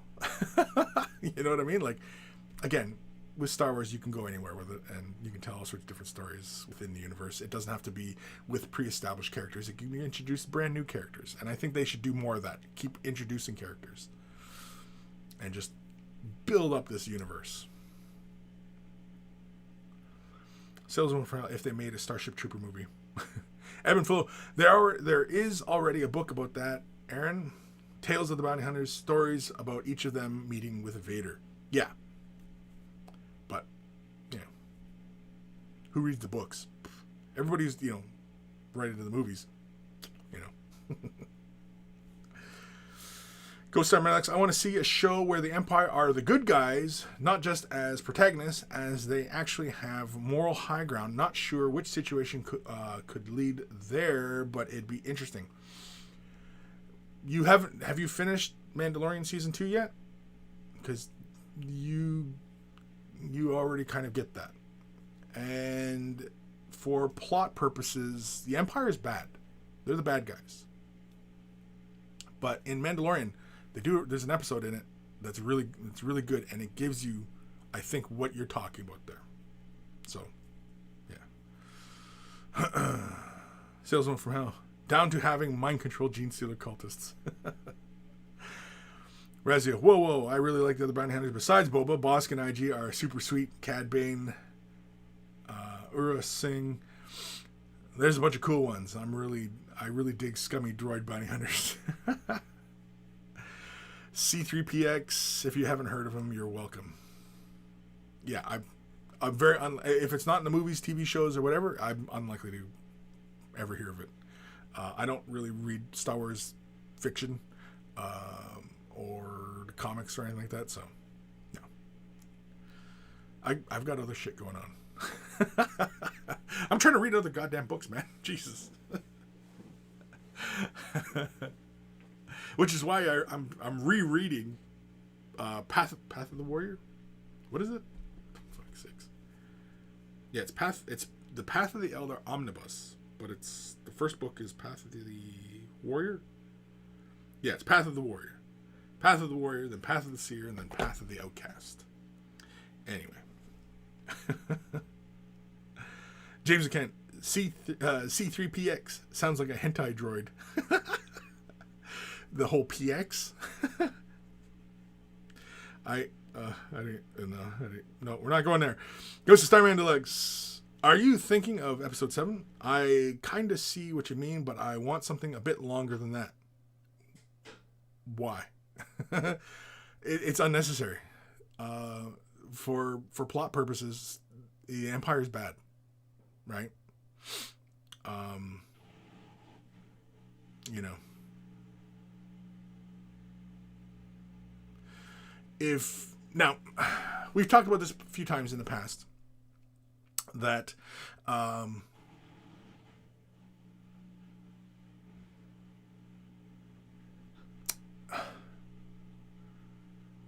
storytelling these days, I lost my train of thought. Storytelling these days, we often are getting the other side of the story, right? In the past, when Star Wars first came out, it was good versus bad, right? Well, we're the good guys because X, and they're the bad guys because Y, right? And that worked for people for a very long time, good and evil, right? But storytelling these days, it's a new way of telling the story, which is through which empathizes with both sides, of telling both sides, right? And that's all good, and that's all good. And so yeah, I mean, getting a story where you empathize with the Empire, sure, right? But ultimately, if you empathize with the Empire and the soldiers of the Empire are, they're murdering planets, they're enslaving people, and you're posing that as a positive, as a good reason, you're basically saying that the fascism that they represent, which is fascism light, as far as Star Wars, because it's really like we equate it to fascism because in the original trilogy, the Empire is basically a bunch of Nazis. And it's visual shorthand that's used to tell that. We know that because historically in the real world, we recognize the design influences being fascist, right?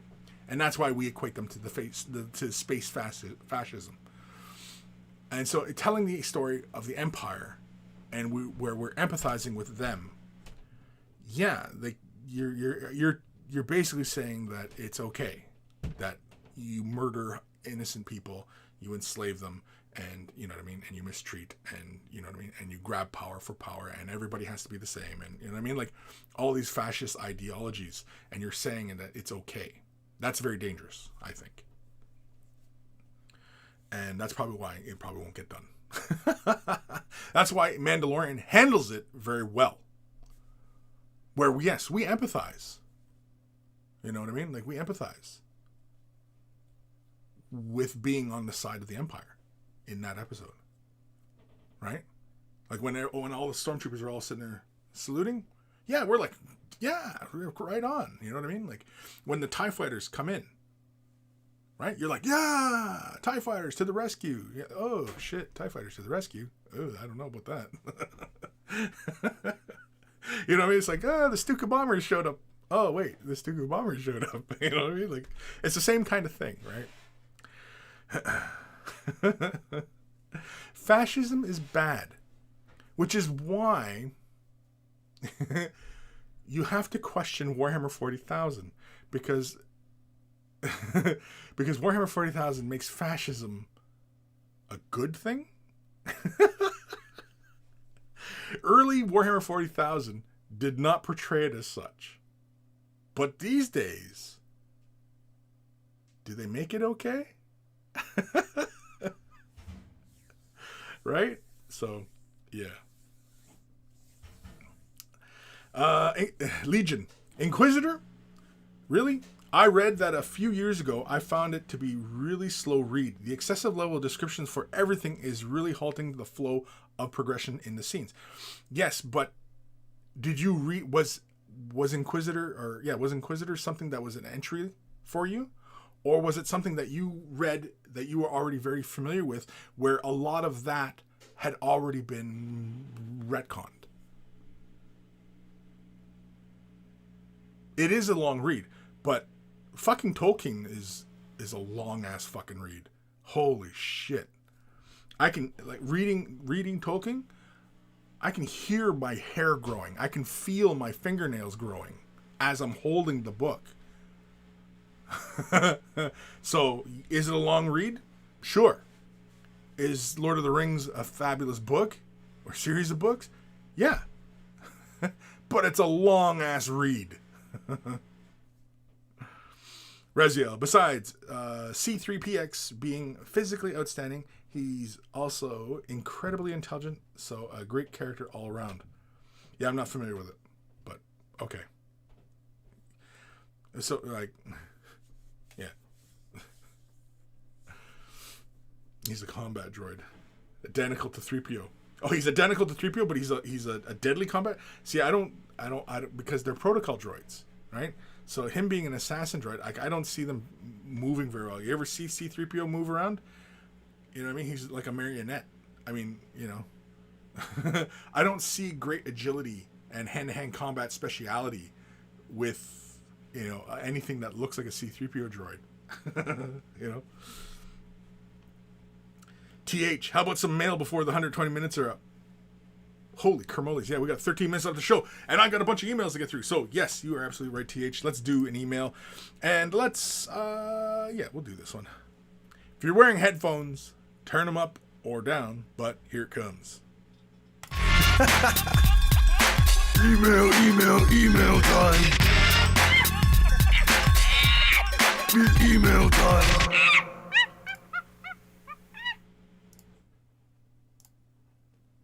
Is it done? Oh, it's done. I don't hear it on my end, so I couldn't tell you. Anyway, this one is from Nifty VT. Kris. I will keep this short. Enjoy the pictures. Paint details. Okay, so this is, I guess, the recipes. I hate using that term, recipe, for talking about your choice of colors on miniatures. Yeah, I see that term used a lot, recipe. And it's kind of apt, but it's not a very, I don't know. It's not a good word. Anyway, paint details. Necron Dark Metal, Vallejo Air Black Metal, Black Enamel Wash, Wipe Off Excess, Dry Brush Vallejo Silver, Necron Glow, from your videos, except I use golden high flow fluorescent blue. Nifty in chat, nifty number blah blah blah in Discord if anyone has any paint recipe questions. And so let's have a look at the Pikachus. Ooh, look at these. Very pretty. Yeah, I like the dark metal. I like the feet. I like that, especially on the big dude. I like the blades. Yeah, I like the glow. That's a fluorescent blue. Very, very cool. Very, very interesting. Straightforward. I like that the contrast of the dark metal with the bone. I like that.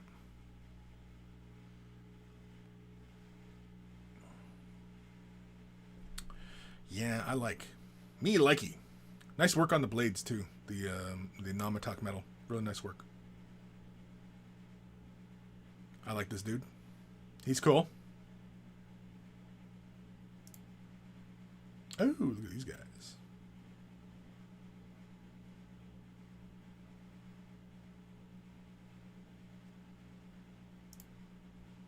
Oh, very nice.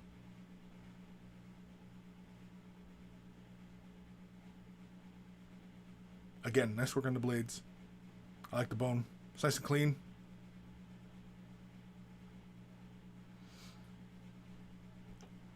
I think a slight dry brush, just to catch the edges of stuff,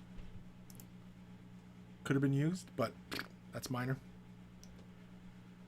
I like the transition on the guns and the chests. Really good stuff. Oop. Is that it? I think that was it. Whoop. Whoop. Wrong window. Okay. Hold the on. Next email. Come on. Come on. There we go. And where am I?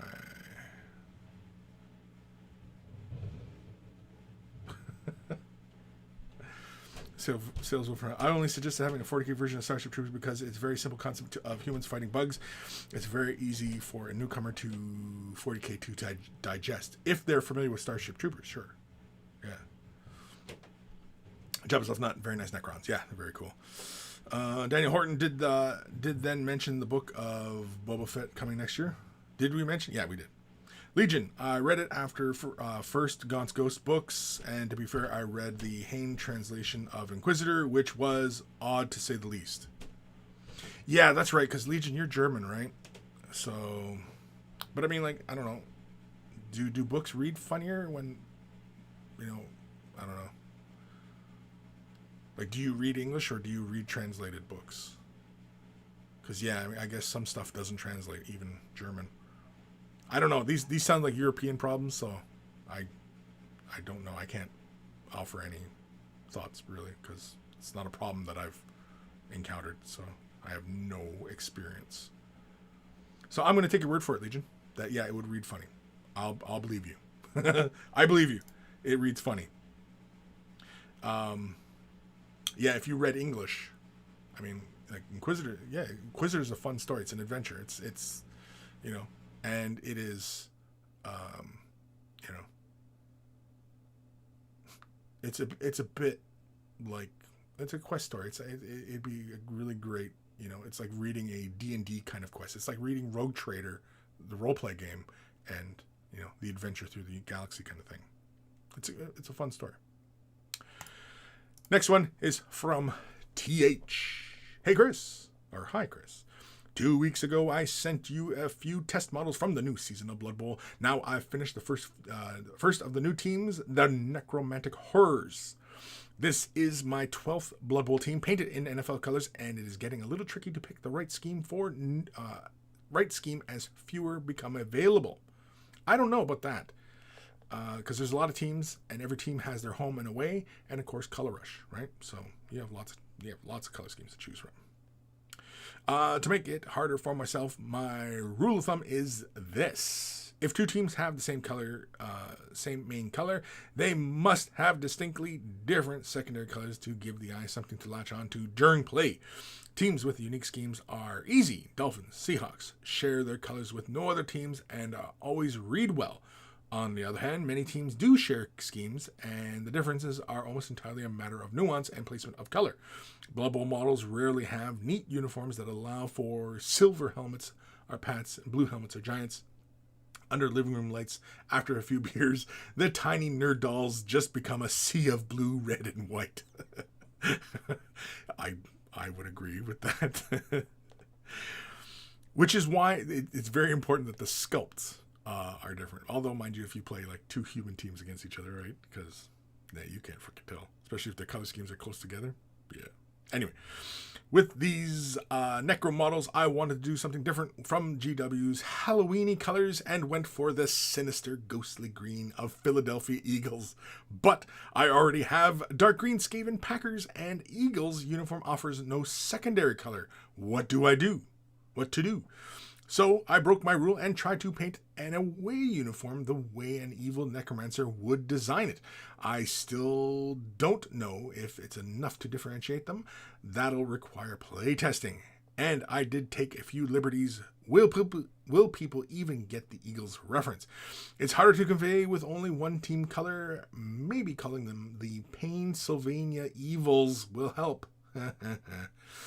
What do you think? Did I make the right choice, or should I have gone for Bengals or Ravens? Should I have spent more time on them? As always, CNC is much welcome.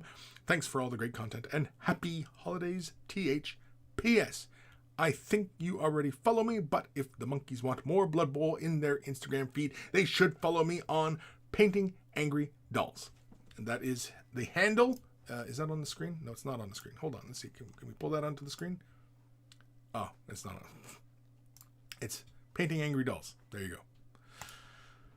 And let's have a piggy. I like the blood on the uniform. Is it the Eagles away? Yeah, I get it. Yeah, I like it.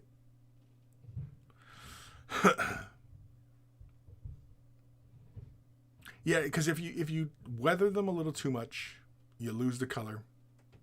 Same with like the blood on the uniform, the red immediately stands out. Whereas Buddy on the right reads better as an eagle, like an eagle color scheme, as opposed to the left one, just because that large splash of red on the shirt. You know, whereas if the blood wasn't so saturated red, if it was closer towards brown, right, like dried blood, then it wouldn't distract. But I get it. It's Eagles uniform. It's their away uniform.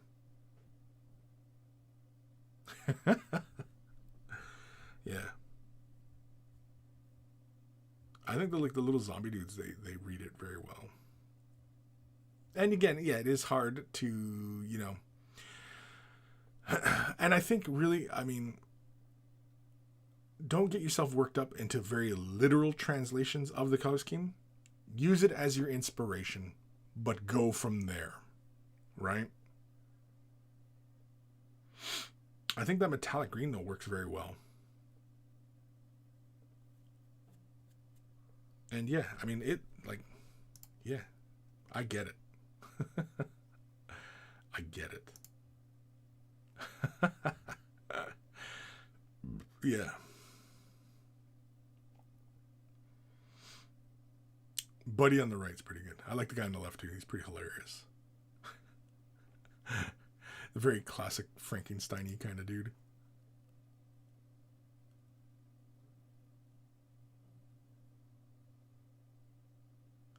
Me likey.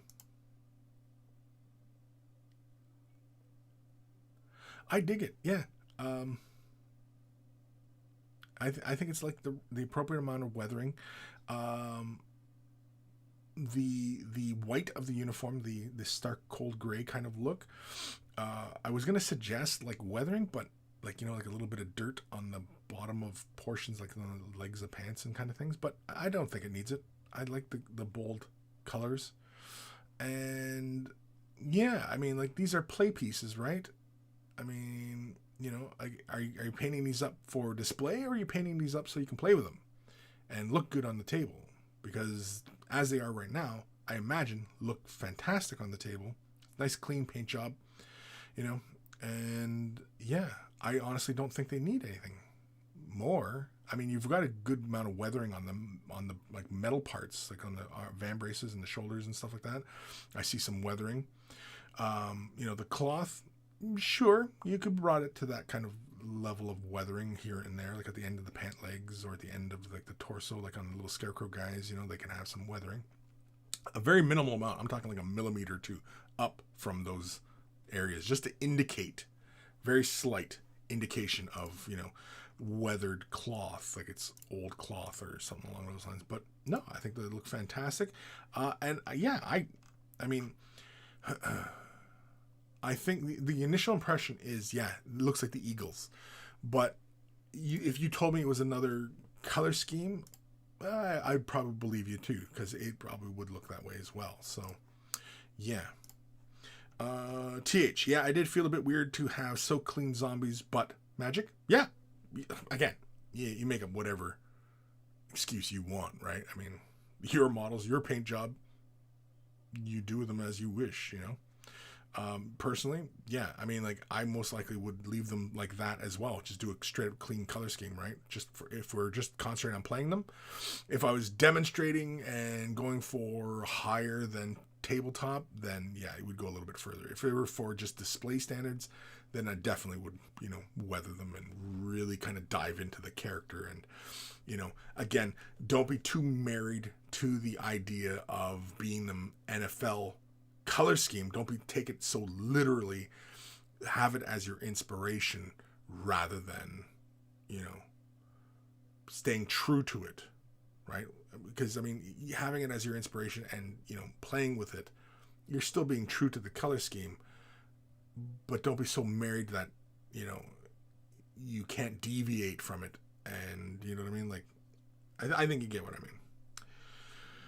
Ebb and flow. I'm not into Blood Bowl, but the slightest bit. But these minis are awesome. Yeah, they're pretty fun. They're pretty hilarious.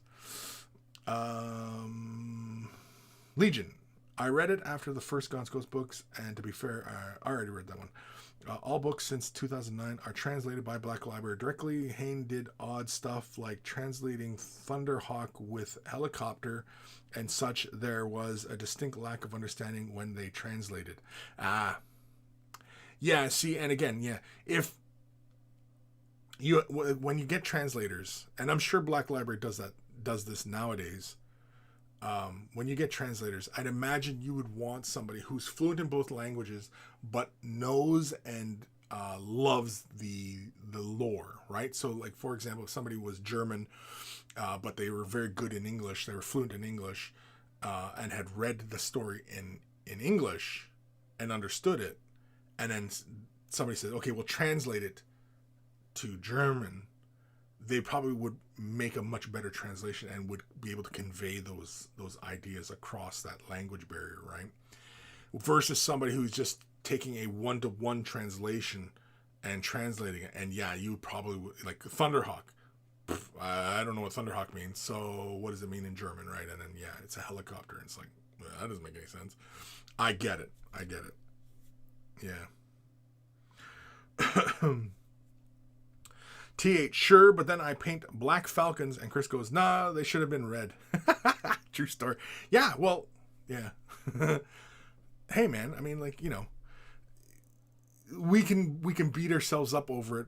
Again, like I said, I think just use the color scheme. It doesn't have to be that literal. You can play with it, because, I mean, like, you know, you have, like, those other elements, like the zombies with the boards on their arms. Why not paint those as green boards? Right? You made the choice of painting them like wood. You could have just as easily have painted them green to maintain color consistency across the surface, right? But you made a choice, and you deviated from the color scheme. That's fine. You could just easily been painting white as well, right? So you made a choice, and it was fine, and it works. And, you know, again, it stays within the character, you know, and it's a lot of fun. I don't really see a downside other than beating ourselves up for, you know, not being true to it, I guess. I don't know. There's all sorts of reasons why we all beat ourselves up over stupid shit. But anyway, this one is from Bleep Bloop. Bleep Bloop. Bleep Bloop.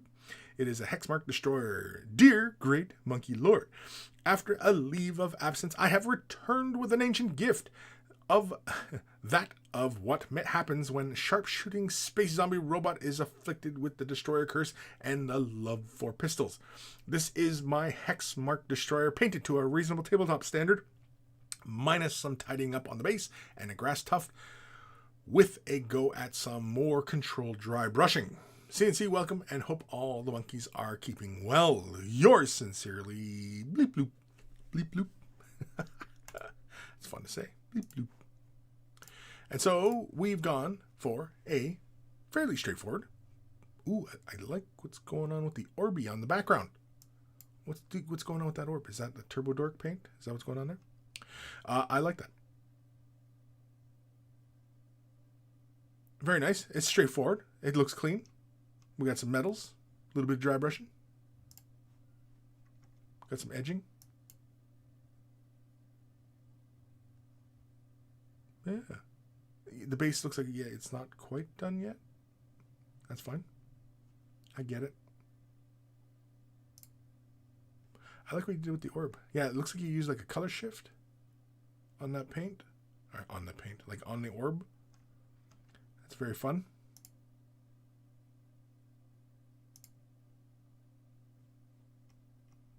But yeah, it looks good.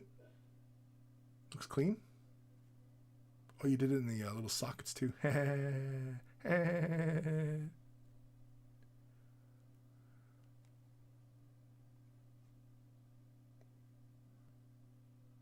don't know if I went with the blue for the shoulder pads. I'd have probably left them silver or gone with a not so saturated blue. With so much green, you know? Because you have this metal white, green, and the blue. It doesn't hurt it at all, but it's just, yeah. Like, the orb really should be, you know, kind of the orb in the head really kind of should draw the eye a lot more. And I feel like that shoulder pad, that really vibrant blue, kind of pulls the viewer out. You know what I mean? I always kind of feel my eye kind of going to the orb, then back to the shoulder, then back to the orb, versus the head, back to the shoulder, back to the head. Whereas, you know, with the color, you'd want to, you know, kind of keep coming back, you know, kind of flowing around. The green should take you around the model with the, you know, with the fun at the orb and the head. And the shoulders is just kind of, okay, the shoulders, right? Yeah, I think I would have left the shoulders silver or did them something else and not a blue, a strong blue anyway. If you really wanted them blue, I probably would have done them something else, like a desaturated blue, just so that it didn't pull away from that, from, you know, that fun color shifting paint on the orb, right? But really good stuff. Thank you for sending that in. Awesome.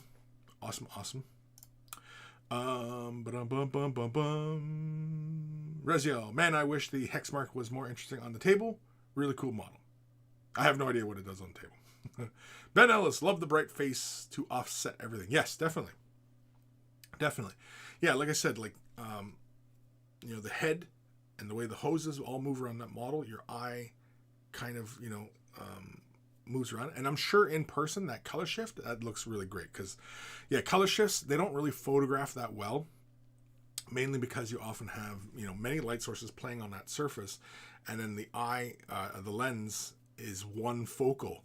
Whereas the pigment in color shifting paint, it requires, you know, the binocular nature of our eyes to allow those colors to play on a surface, right? So, yeah.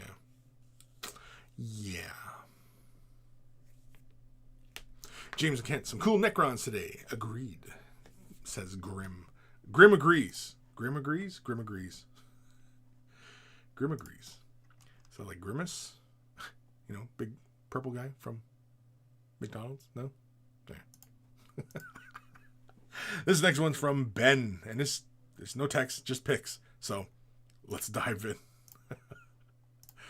He just cuts right to the chase. I've got nothing to say. We're diving right in. We're doing it. We're just doing this. All right. So let's have a look. Can we zoom in? Oh yeah, we got some good. Is that gold on the wings?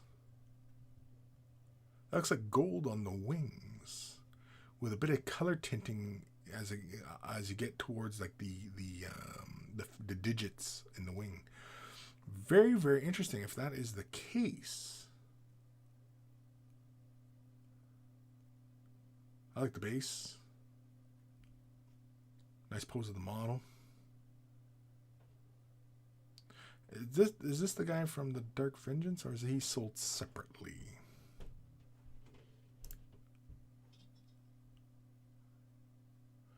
Okay, we have the reverse on this side. Or was I seeing it the wrong way before? Really nice blending of those wings into the shoulder pad, like in the armor. Very good. Like that's nice, and it blends very seamlessly into that. Oh, very nice. Nice work on the eyes. The sword looks good. I like the shield. Oh, he's got Necron legs.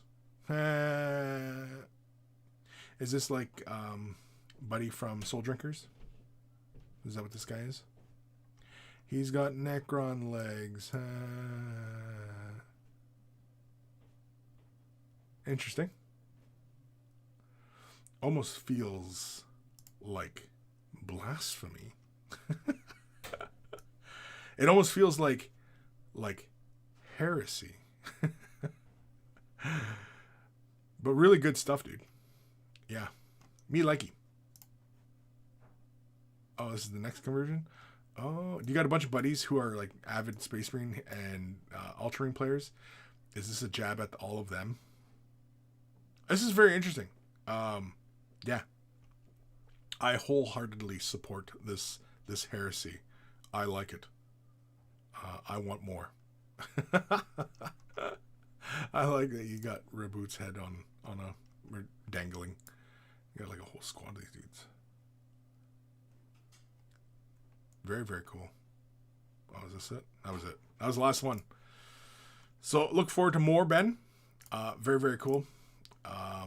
Now, are you here today, Ben? You are here. Soul Drinkers was an accident, but I do feel the taint. The taint. You feel the taint. Oh, the paint reacted somehow. I brought it unpainted as a kit bag. Somehow the paint changed overnight and I have no idea. Oh. The paint reacted somehow. Now, what do you mean? Like on the inside or the outside? Which window am I on here? Okay. Because like when I look at the front on picture, it looks like metal. Now, is that not the case? They're not metal? Because it looks like gold, and then you put like a colored tint towards the membranes on the outside. But on the back side of the model, it looks like the reverse. It looks like the gold pushing in towards the fingers, and the red, the tinting is on the main body of the membrane.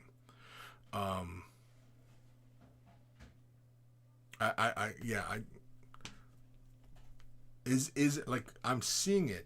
And is it a gold paint, or am I just something else is really weird going on with this paint, and that is not what you wanted? I need to know. Would I like to know more? Yeah, I would like to know more. Rezi, I wondered if it was Serpedon as well. Yeah, total heresy. Yeah. James Kent. As I am about to convert a Warwalker into Nurgle Hellbrute, are you supporting that heresy too? Sure. Yeah, I support all heresy. I'm all about heresy. I like different, fresh ideas. And, subverting expectations for what we see. So when I see a Space Marine, I'll convert it up to look all mangled and weird and stuff. Yeah. Yeah. Rezil, he's before and after pics on Discord. Oh yeah, okay. It might have been a while because this email was from a while ago. Ben, I sent a separate picture showing before and after what happened. Okay, I'll have to have a peek at that, Ben. I guess what time are we at here? Holy Corollas, we're 13 minutes OT. We better hurry up here. Oh, you sent an email about it. Okay. All right, let's get to that email, Ben. Hello there, Kris. I bought this model and primed gray. I then painted it and varnished the wings. Within a day, the pigments seemed affected somehow. I ended up taking the brighter picture in a well-lit area, but I have no idea why they look so different within 24 hours. Nothing other than a tiny bit of edge highlighting was done after the time frame. Do you have an understanding as to why this might have happened? I am stumped. Okay, well. Okay, so this is what? The before? So you laid it down. You have this red on the wings. And then the next picture, you have this. I assume this is the after. I'm not sure which is which. But I will assume this is after.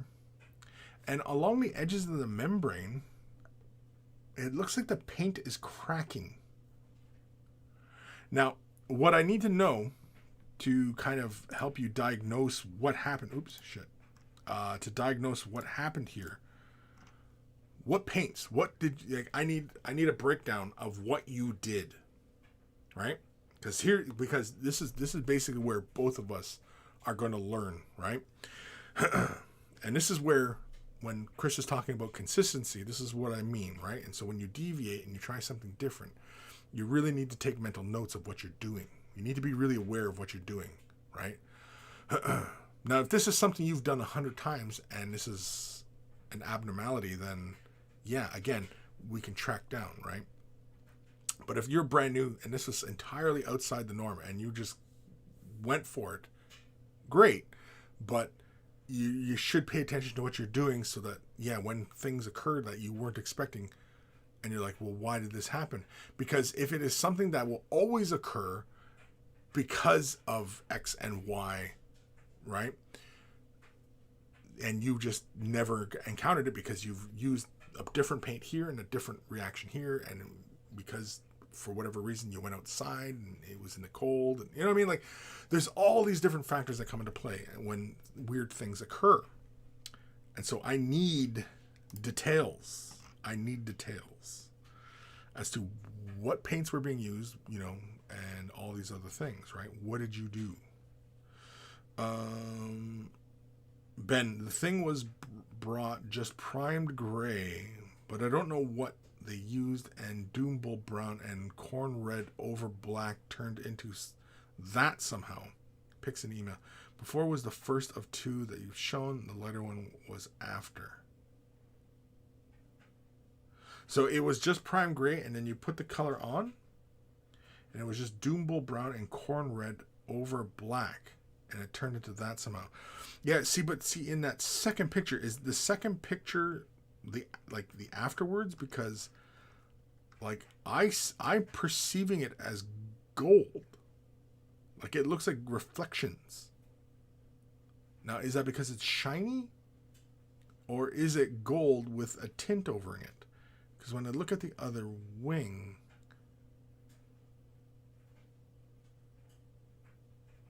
yeah, I'm not 100% sure what I'm looking at. Because to my eye, when I'm looking at this second picture here, I'll show you. When I'm looking at the second picture, that to me, on the right-hand side, on the wing on the right, that looks like gold paint with brown going towards the fingers. Whereas if when I'm looking at the left wing, that looks like a darker brown going to a redder brown towards the ends. But it looks like there's a shine to it.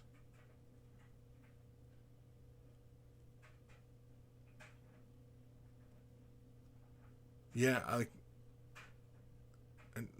did you dry brush this? Did you airbrush this? What was the black? Sorry, where the hell am I here? Let me switch back. Let me switch cameras again here. Because yeah, like I need all the details.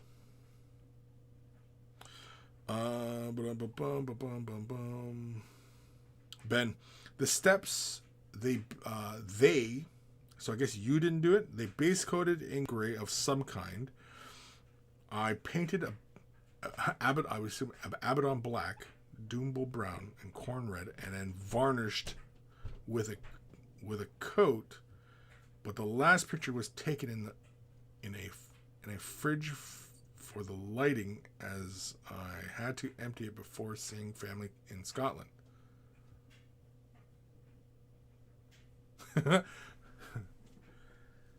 Okay.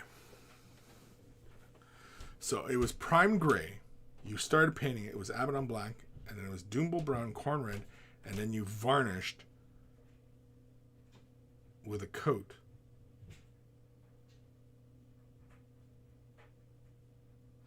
Right, but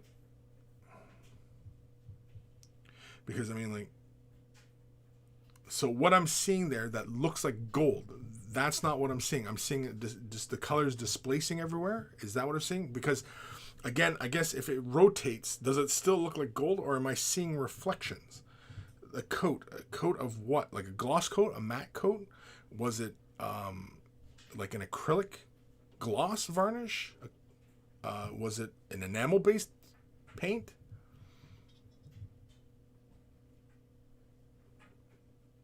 That's what I'm saying. Like I like what? I guess what products were you using? Because if you use an enamel gloss varnish on top of that, I mean, I guess it would react that way. It's possible. Usually, it's like whenever you have like these alcohol-based paints, gloss coat of varnish only. Right, but what was the gloss coat? What was the gloss coat? Was it enamel based? Was it like Rust-Oleum? Or was it, water-based gloss varnish? Was it like Art Coat? GW's and Art Coat. Okay. And why it would do that? I could not tell you. Again, like what I'm looking at on that one picture, like, is it a reflection or is that just the color and it's displacing everywhere?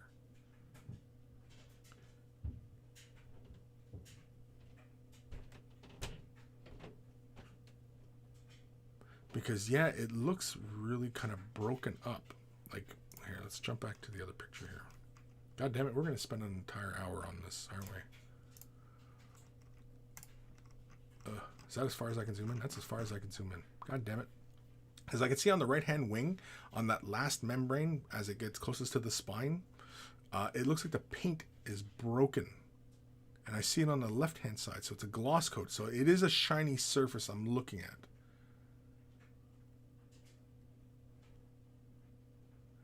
Now,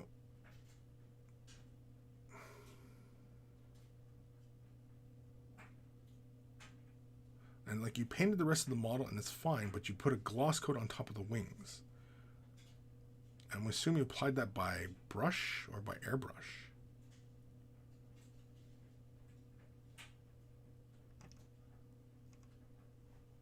So, but that's how it looked initially. And then 24 hours later, it changed.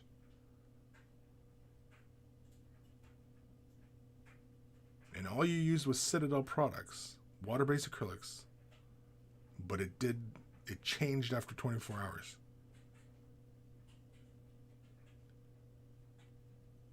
The only thing I can think of is that it's that primer layer, whatever the primer was.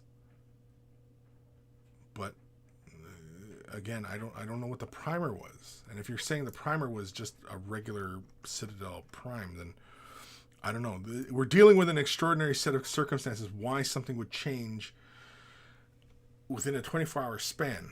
What happened, right? What was the journey of this model? What occurred in the environment to make changes like this?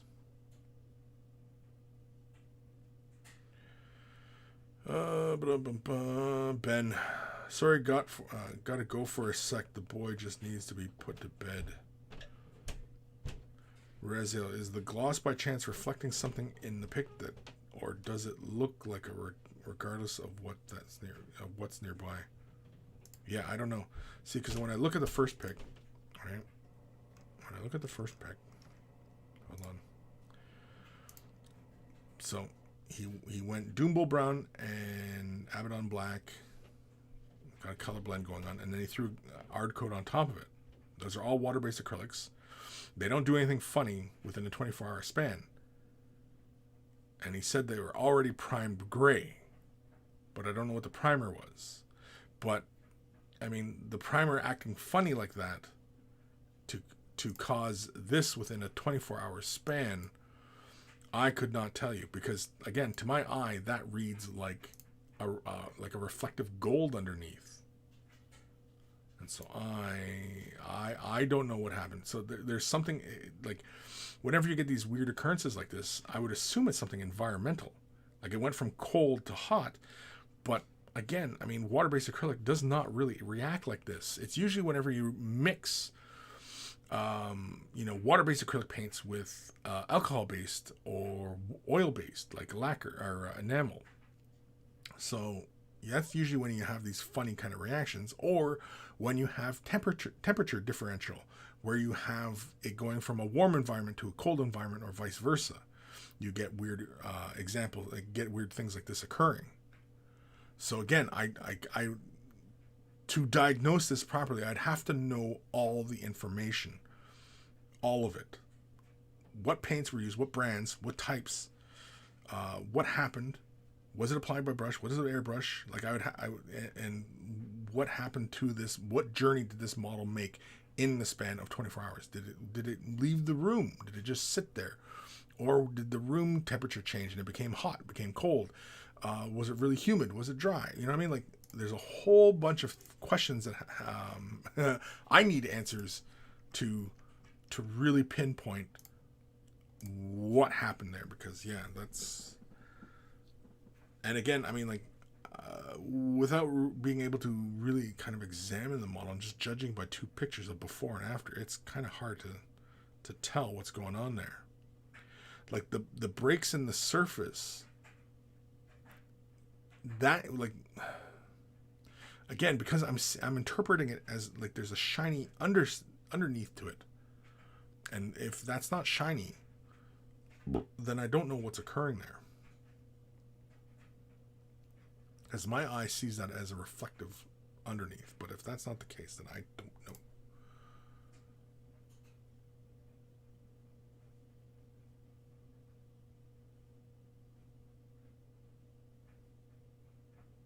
And if it's primer, like, yeah, let me go back to the initial email here, because he's not here, is he?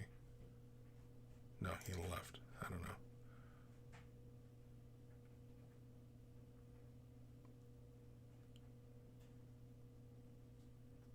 Yeah, he bought it built in prime gray, painted it, and then varnished the wings. Yeah.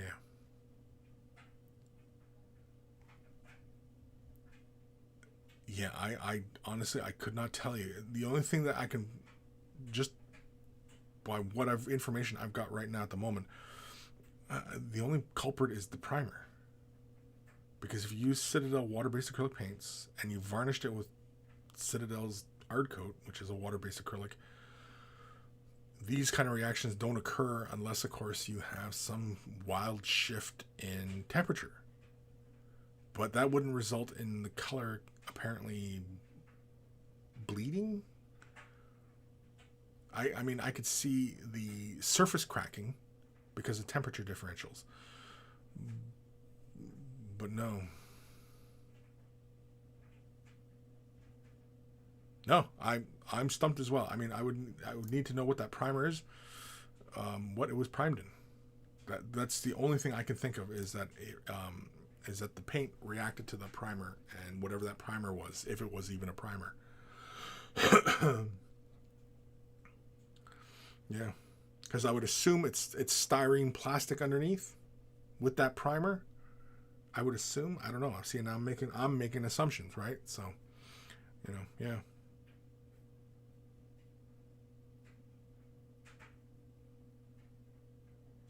Evan Belleau, did the paint thin and reactivate?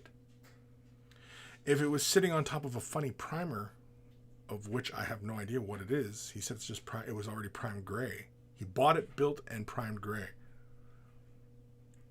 I don't know what happened. Because again, if it was water-based acrylics, they typically don't react like that. And they don't reactivate. Because once water-based acrylics dry, they're waterproof, right? So you can't reintroduce water to them and reactivate them. Like some alcohol-based paints, you can add alcohol to them or another medium, and they'll reactivate and activate again. By that very principle, that's how like watercolor is used, right? It's a dry pigment often, and you just simply add and it reactivates again, right? So whereas most water-based acrylics are waterproof once dry, so they're not permeable to water again.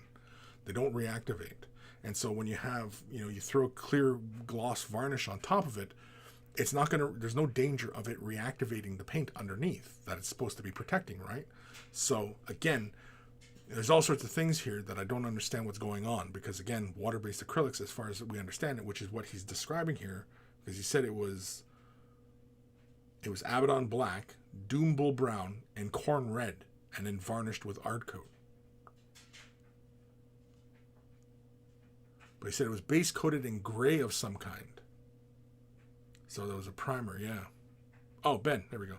I'm sorry I'm not much help here apart from the thin GW products with water as I ran out prior to this of thinner. Yeah, the water wouldn't do it unless there's something in your fucking water, but the water I doubt has anything to play with there.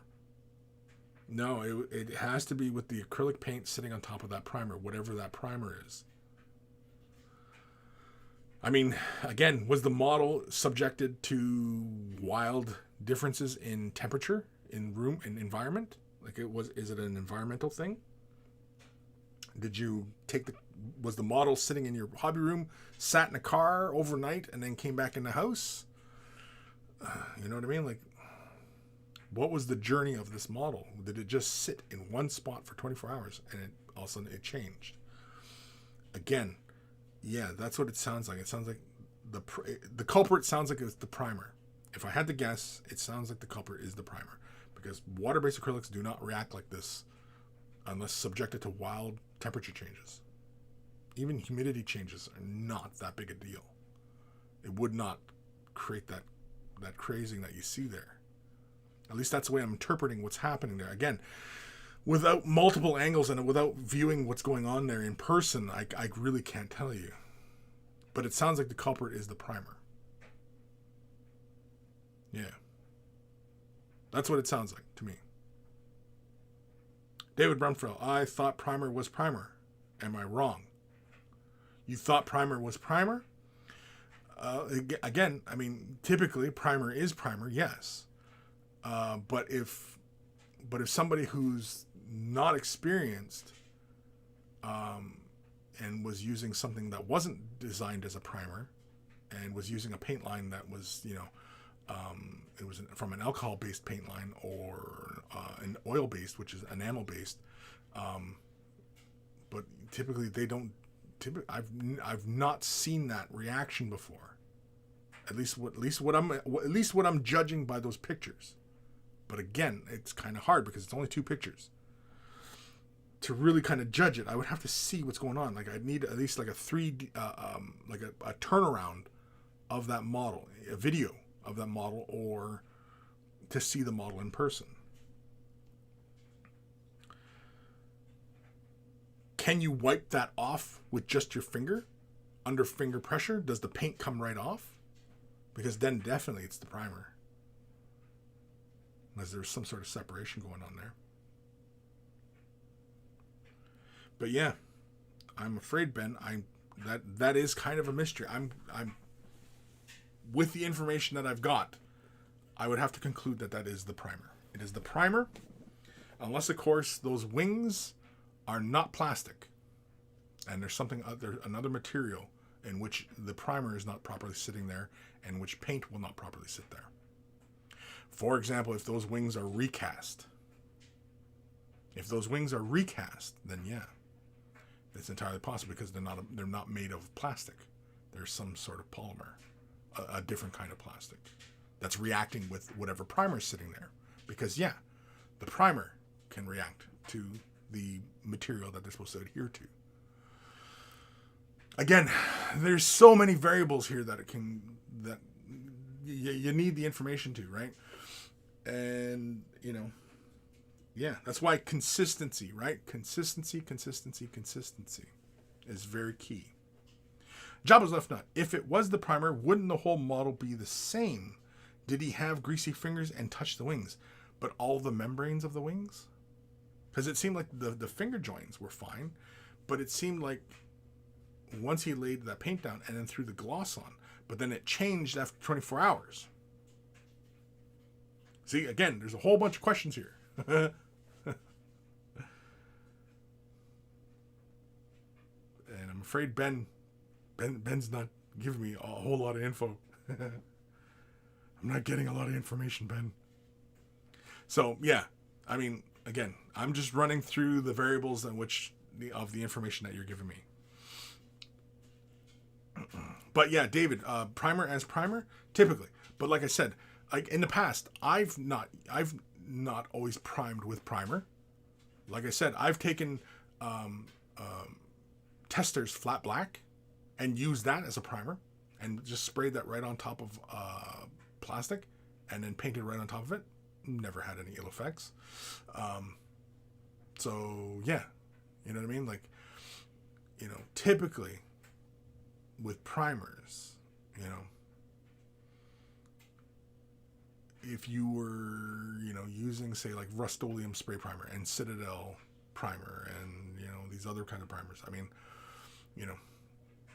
you can, even taking the paint right out of the jar, you're taking Citadel white, and just straight up applying that to the model using any kind of scrubby brush and just applying it. You're creating a primer layer. Primer is just the first layer, and all you're looking to do is to create a layer so that the paint adheres to. And that's pretty much it. That's all the job of primer is to allow paint to sit on that surface. So you could even take, for example, matte medium and use matte medium like a primer.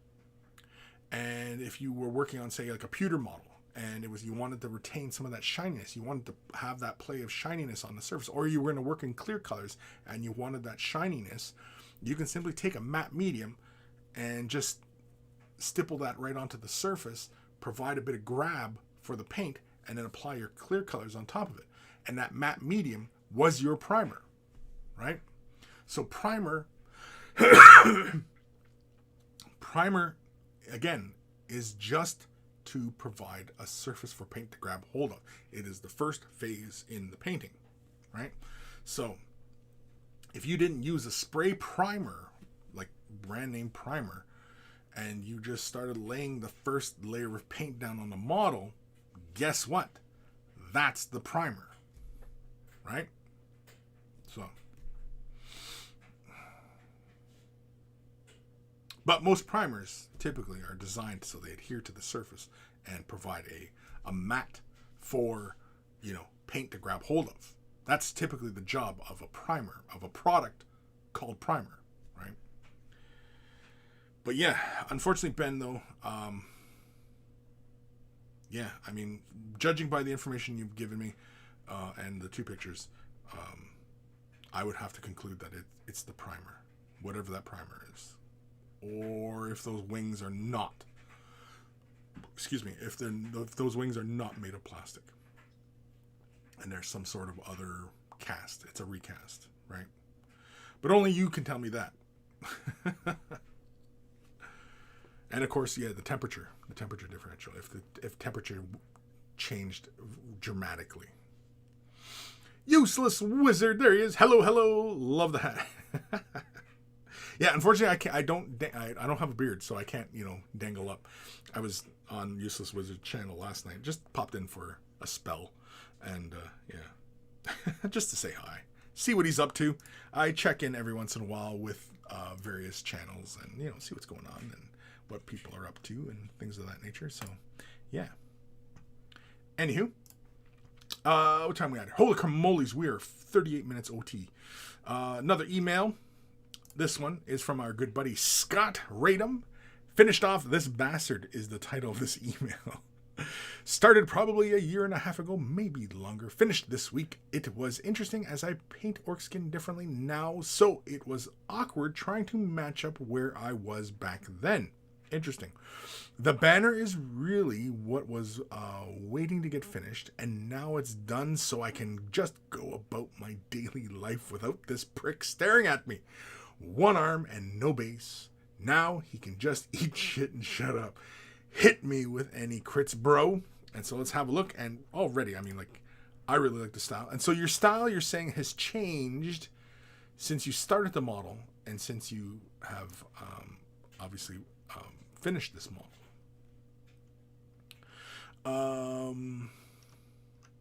I guess so, right? Yeah, because your highlighting scheme for skin, yes, has definitely changed. You've gone from obviously more of a conventional approach to highlighting where light sourcing is imagined directly above, as opposed to your highlighting where you've chosen off an angle, right? You left right kind of highlighting, yeah.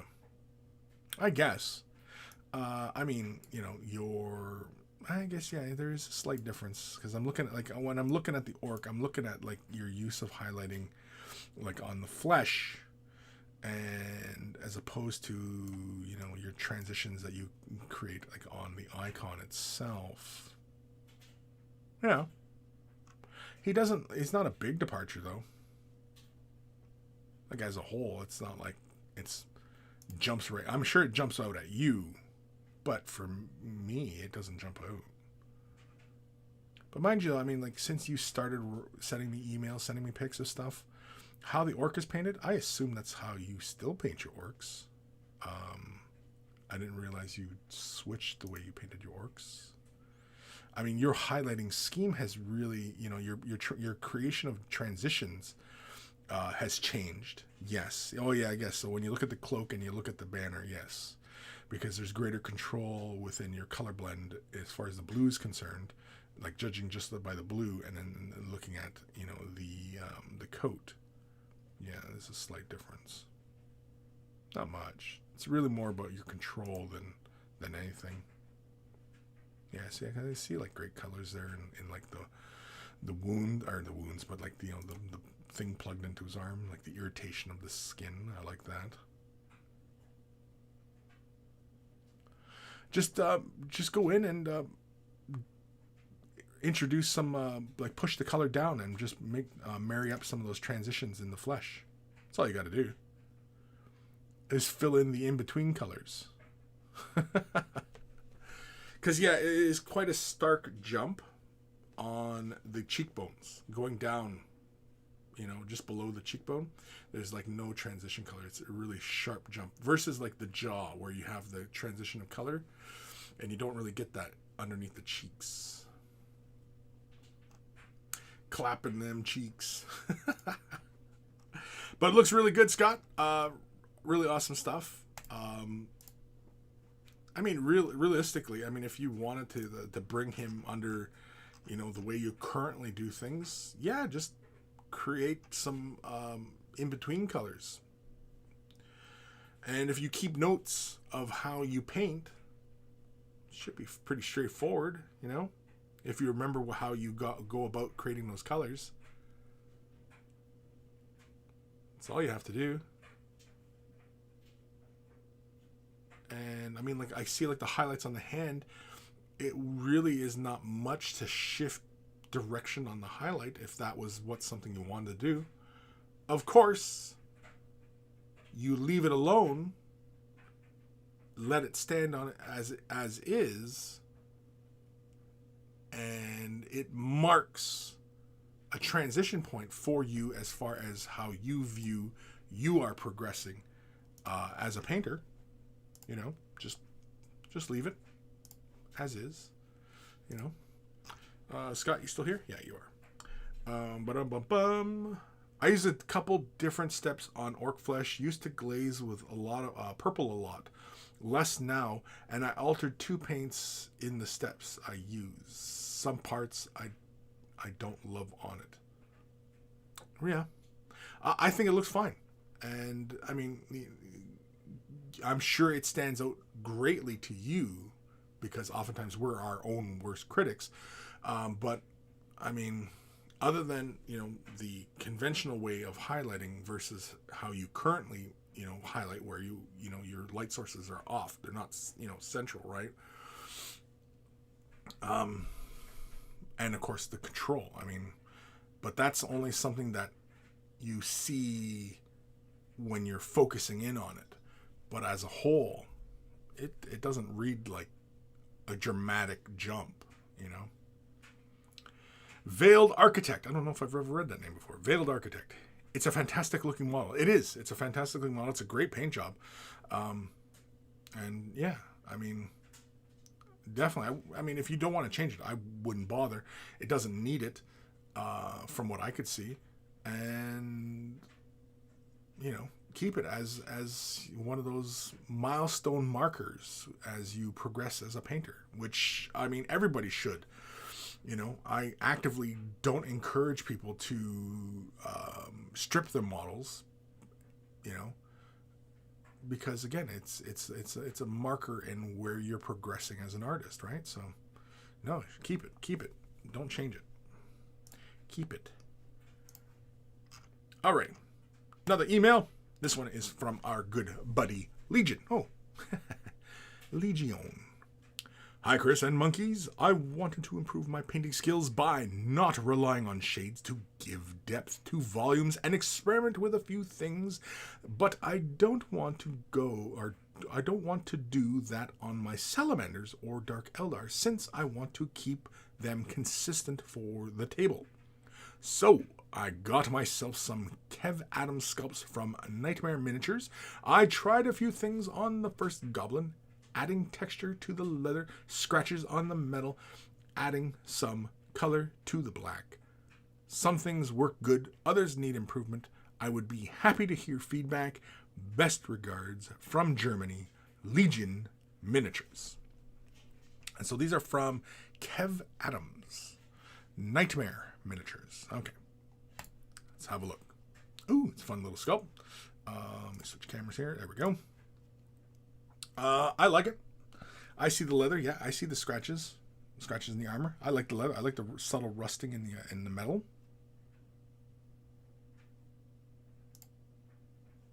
I like the tone in the skin on this guy. Very vibrant. Immediately draws the eye in. I like the highlighting in the hood. I like the black. Yeah. Yeah, this is a bit different than the way you paint, obviously, your Dark Eldar and your Salamanders. Your Dark Eldar and your Salamanders more so, they're more in line with kind of conventional kind of painting versus, yeah, this little fella where, yeah, you are more inclined to play with color and, you know, play with technique. And that's good. That's good. Yeah, this is not what we typically see in your painting, and I like that. It's actually really good work on the hood. I really like your color transitions going on in there. The spear tip, I think it'd probably go up a little bit brighter. And I don't think it really needs those big scratches in it. I think I like just the indication of them. Like your scratches on your shoulder pads, on the shoulder armor, it seems like they're a lot brighter than what I'm seeing on the spear tip. And I think that spear tip could use that same level of contrast. Yeah, see how like the shoulder armor looks a lot brighter? And mind you, I mean, you might have done the same amount of work on the shoulder pad and that spear tip. It's not reading that in the photo. But yeah, honestly, your work on the skin, I like the varying tones. I like how you have that very saturated green, and then it pushes almost to the oranges in the elbow and his tip of his nose. You know what I mean? It gives him a little hint of life, even in his knuckles. I really like that. But I really like the work on the hood. I like the way you did that, and of course, yeah, the leather of his strap and everything. I mean, that was obvious immediately. I dig it. I like it. It's really good work. And this is very different. And I think, obviously, you really enjoyed the process as well. At least it looks like you had some fun there. And it's a great way to break up the monotony of, you know, army painting, right? And, you know, obviously this is something that you want to, you know, help others, you know, when anybody who's looking to break up the monotony of doing their army and then, you know, oh, I'm just so bored of painting this or that. Find something else. Just paint a one-off, you know, something just to do, you know, try technique and, you know, try things outside the norm. And, you know, and it's also the opportunity to also play with other products, other brushes, other paints, you know what I mean? And, you know, go back and, you know, finish your army and, you know, keep the consistency. And, you know, even though the very first Space Marine you paint versus the very last Space Marine you paint, you will have changed, you know. The paints you use could still be the same, but your application of the paint will have changed. Your use of the brush will have changed by the time you get to the last Space Marine you do. So, yeah. Where the hell am I? Scott Reedham, thank you guys. I won't change it on the next. I have a lot more for that project. Yeah. Did we ever see it? Yeah, Scott, did we ever see an end to that half track? I don't know. I don't remember seeing an end to that one. Or did we finish that one? Well, you finished, but I don't remember if that project was done. Because I know you had the orcs that had that very they look like World War II German outfits, and yeah. But anyway, Veiled Architect. I just lurk on channel and watch your content on YouTube. Okay, well, thank you. Yeah, I don't know if I've ever read that name before, but yeah. Coma. If you lurk, join Discord. Yeah, join us on Discord. You don't have to talk there, but yeah, we keep. I mean, and of course, all the other monkeys share their work. We have some really fun pretty pictures in the work in progress and the completed mini gallery. And of course, yeah, if you ever think of a question and you don't really need me to answer it, but you want an answer, a lot of the monkeys are very knowledgeable. Legion, oh yeah, it was a joy to paint. Yeah, it looks like you had fun. It definitely looks like you had fun with that. I can feel the love. We were gonna go somewhere weird with that, but yeah, anyway, we're not. Last email, and this is from our good buddy Lord Krabby. Hello, Monkey Lord and Monkeys. He's starting Eldar, by the way. That's the title of the email. To those, spoiler, to those who haven't watched The Mandalorian yet, WTF, stop this email. Well, after this email, after the Way the Brush show, go watch it. Don't be out of the loop. Season 2 ended very well. Spoiler, here we go. So spoiler, stop it. If you don't want to know The Mandalorian Season 2 spoilers, here we go. I want a green lightsaber. I want a green lightsaber now. Yeah, definitely. Anywho, I thought I would start an Eldar kill team. Oh, preferably Harlequins with a little spade symbol next to it. I have a solitaire named Artus who looked like a good Eldar, saw his home world be destroyed along with all that he loved by she who thirsts. He has walked many paths in the many years of his immortality. Now he just wants to seek redemption. Like the Mandalorian? The Mandolin. I plan to make a series out of it. Nurgle is the antagonist because I have a lot of it. And I am setting up Artis to rescue Isha. Again, I don't know if GW will let me continue with this sculpt. I don't know if GW will let me continue with this sculpt. However, I can always change it in the near future. Artis will be like a thief in the night, similar to Mandalorian. Redemption always comes from within. Anyhow, enjoy this new solitaire. I'll be filming Kill Team stuff soon to the Monkey Lord and to all happy holidays. And I hope you get everything. Hands together, pray, and more this holiday season. Ho, ho, ho. Ho, ho, ho. Ho, ho, ho. Lord Krabby, P.S. I think we are about to see some new plastic warp spiders soon in the near future. Who knows? Maybe the Gim will play Eldar. Probably not. LOL. Gim playing Eldar? Yeah, I don't know. He may. It's not an impossibility that he would take up Eldar, but they would have to be pretty compelling reason for him to do it. And yeah, I mean, Gim's more like a dwarf, so Gim's more likely to take up dwarfism than he is elfism. Some sort of ism anyway. So here is a solitaire, really cool.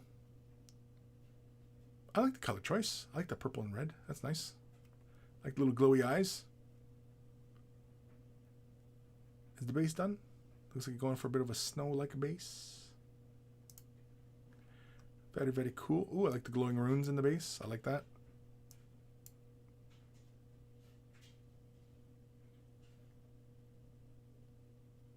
Yeah, very nice. Nice work on the diamonds. Or his little hollow field, or whatever the hell you want to call it.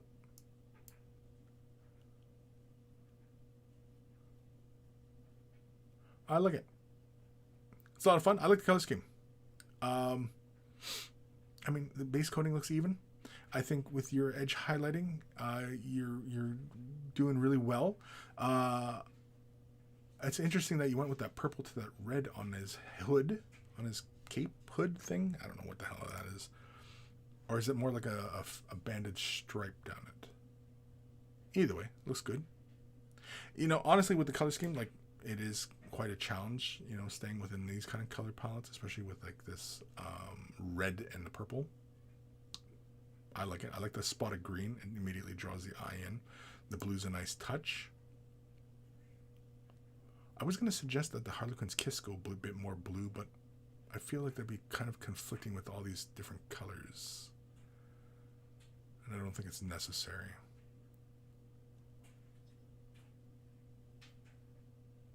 No, and I think the amount of blue in the, like when you look at it from this angle, like the blue doesn't really compete for the eye. Whereas on the other, I think the other angle looks, you see more, yeah, you see a bit more of the blue. No, I like it.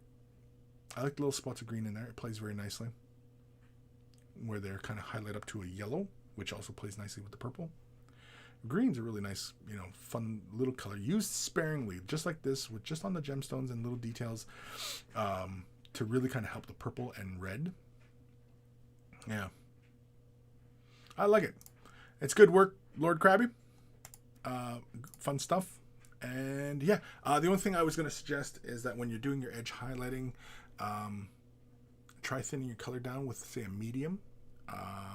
Lord Krabby, I don't know if you're still a patron or not, but yeah, I just did a video on, you know, thinning. I don't know if you're familiar with it and if you've ever used like thinners before, but yeah, because it just allows you just a little bit more control.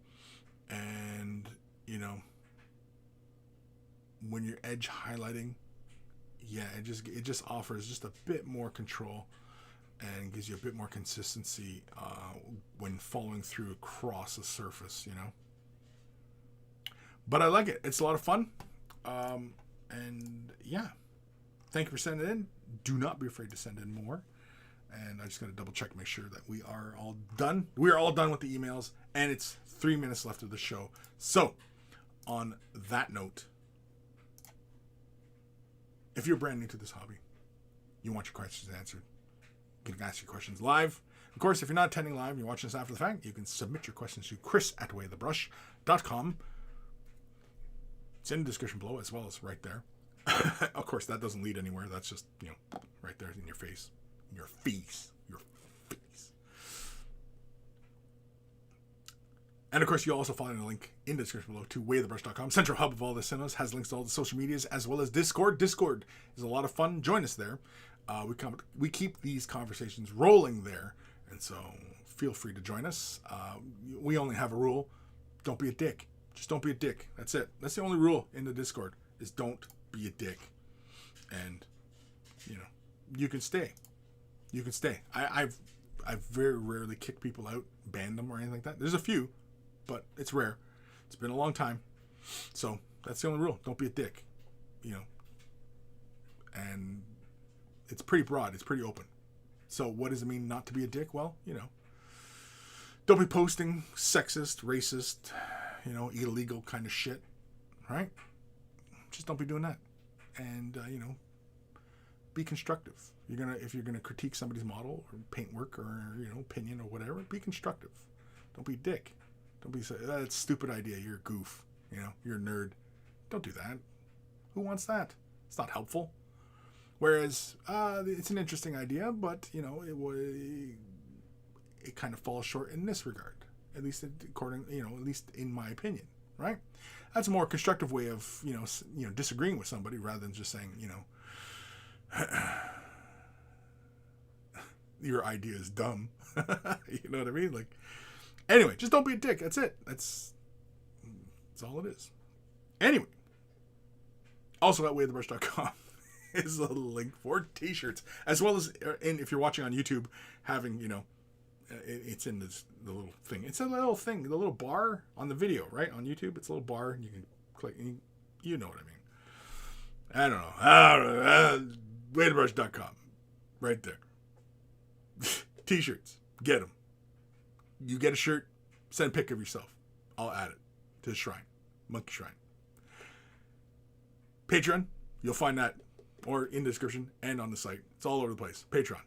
It's how I keep this channel running. It's how I pay for all the things. It's what I do. You want to help me continue to do what I do? Patreon's how it's going to happen. So a huge thank you to all my patrons who currently support, and a huge thank you to everybody who's considering supporting. There are varying tiers of support. There's some perks associated with those tiers, so click whatever makes sense to you and whatever, you know, sounds affordable and what have you. And a huge thank you to everybody who does. If you're not able to support monetarily, i.e.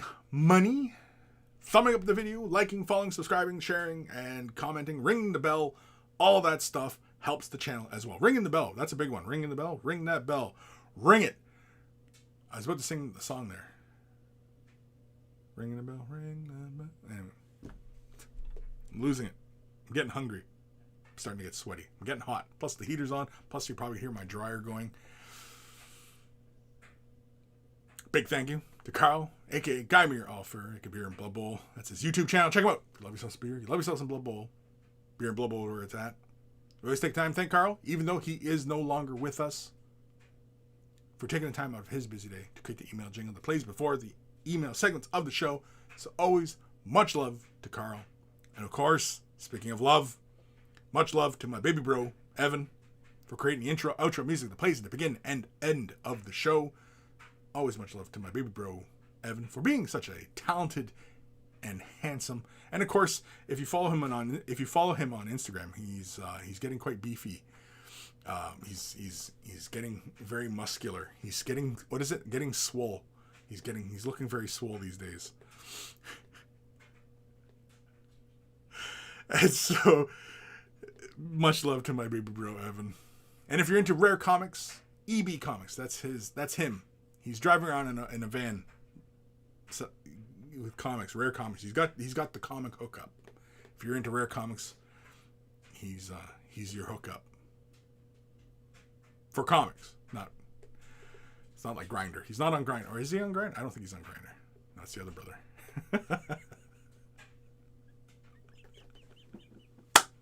Oh, fuck. Oh, man. I don't know why anybody talks to me. This is such an ass. And I say, the rule is don't be a dick. And I'm a dick all the time, so I break my own rules. But, again, life is contradictions. And, it's all about balance. It's all about balance. You can't have light without dark. You can't have up without down. You can't have pleasure without pain. Ooh. And so... It's all about balance. You can't have the dark side without the light side, right? So, there we go. There we go. That's all I'm saying. Just don't be a dick all the time. Coma, have a fantastic Christmas, everyone. You too, Coma. And you're closer to the North Pole. Can you tell me what Santa's really like? Well, Santa Claus comes from that part of the world anyway, right? The what we know of as Santa Claus. Yeah, he's in your neck of the woods. He's your lore, isn't he? Something like that. I don't know. I could be wrong. Anyway, go Starman Deluxe. Big, strong boy. Yeah. Well, look up you'll find just creep my brother's Instagram. He posts a lot of pictures like after workouts and stuff. And yeah, his shoulders right now probably look about the same size as my head. Coma, Santa is from Finland. Oh, he's from Finland. Okay, sorry. Well, he's kind of in your neck of the woods. It's your region of the world. It's not like he comes from the Middle East, right? I don't know. Is there any monkeys from the Middle East? I don't know. Does anybody watch me from the Middle East? I don't even know. I have no idea. I don't know who all the monkeys are. There's a few I know. And a few who know me. So, I don't know. I'm just rambling at this point. I need to go get something to eat. Yeah, almost. I mean, yeah, it's... Okay, he's from your block, but 2 streets over, right? Is that what we're saying? That's what Santa's in your block, but 2 streets over. I mean, like if we're going to look at it here in the grand scheme of things, he's closer related to you than he is me. Can we agree on that?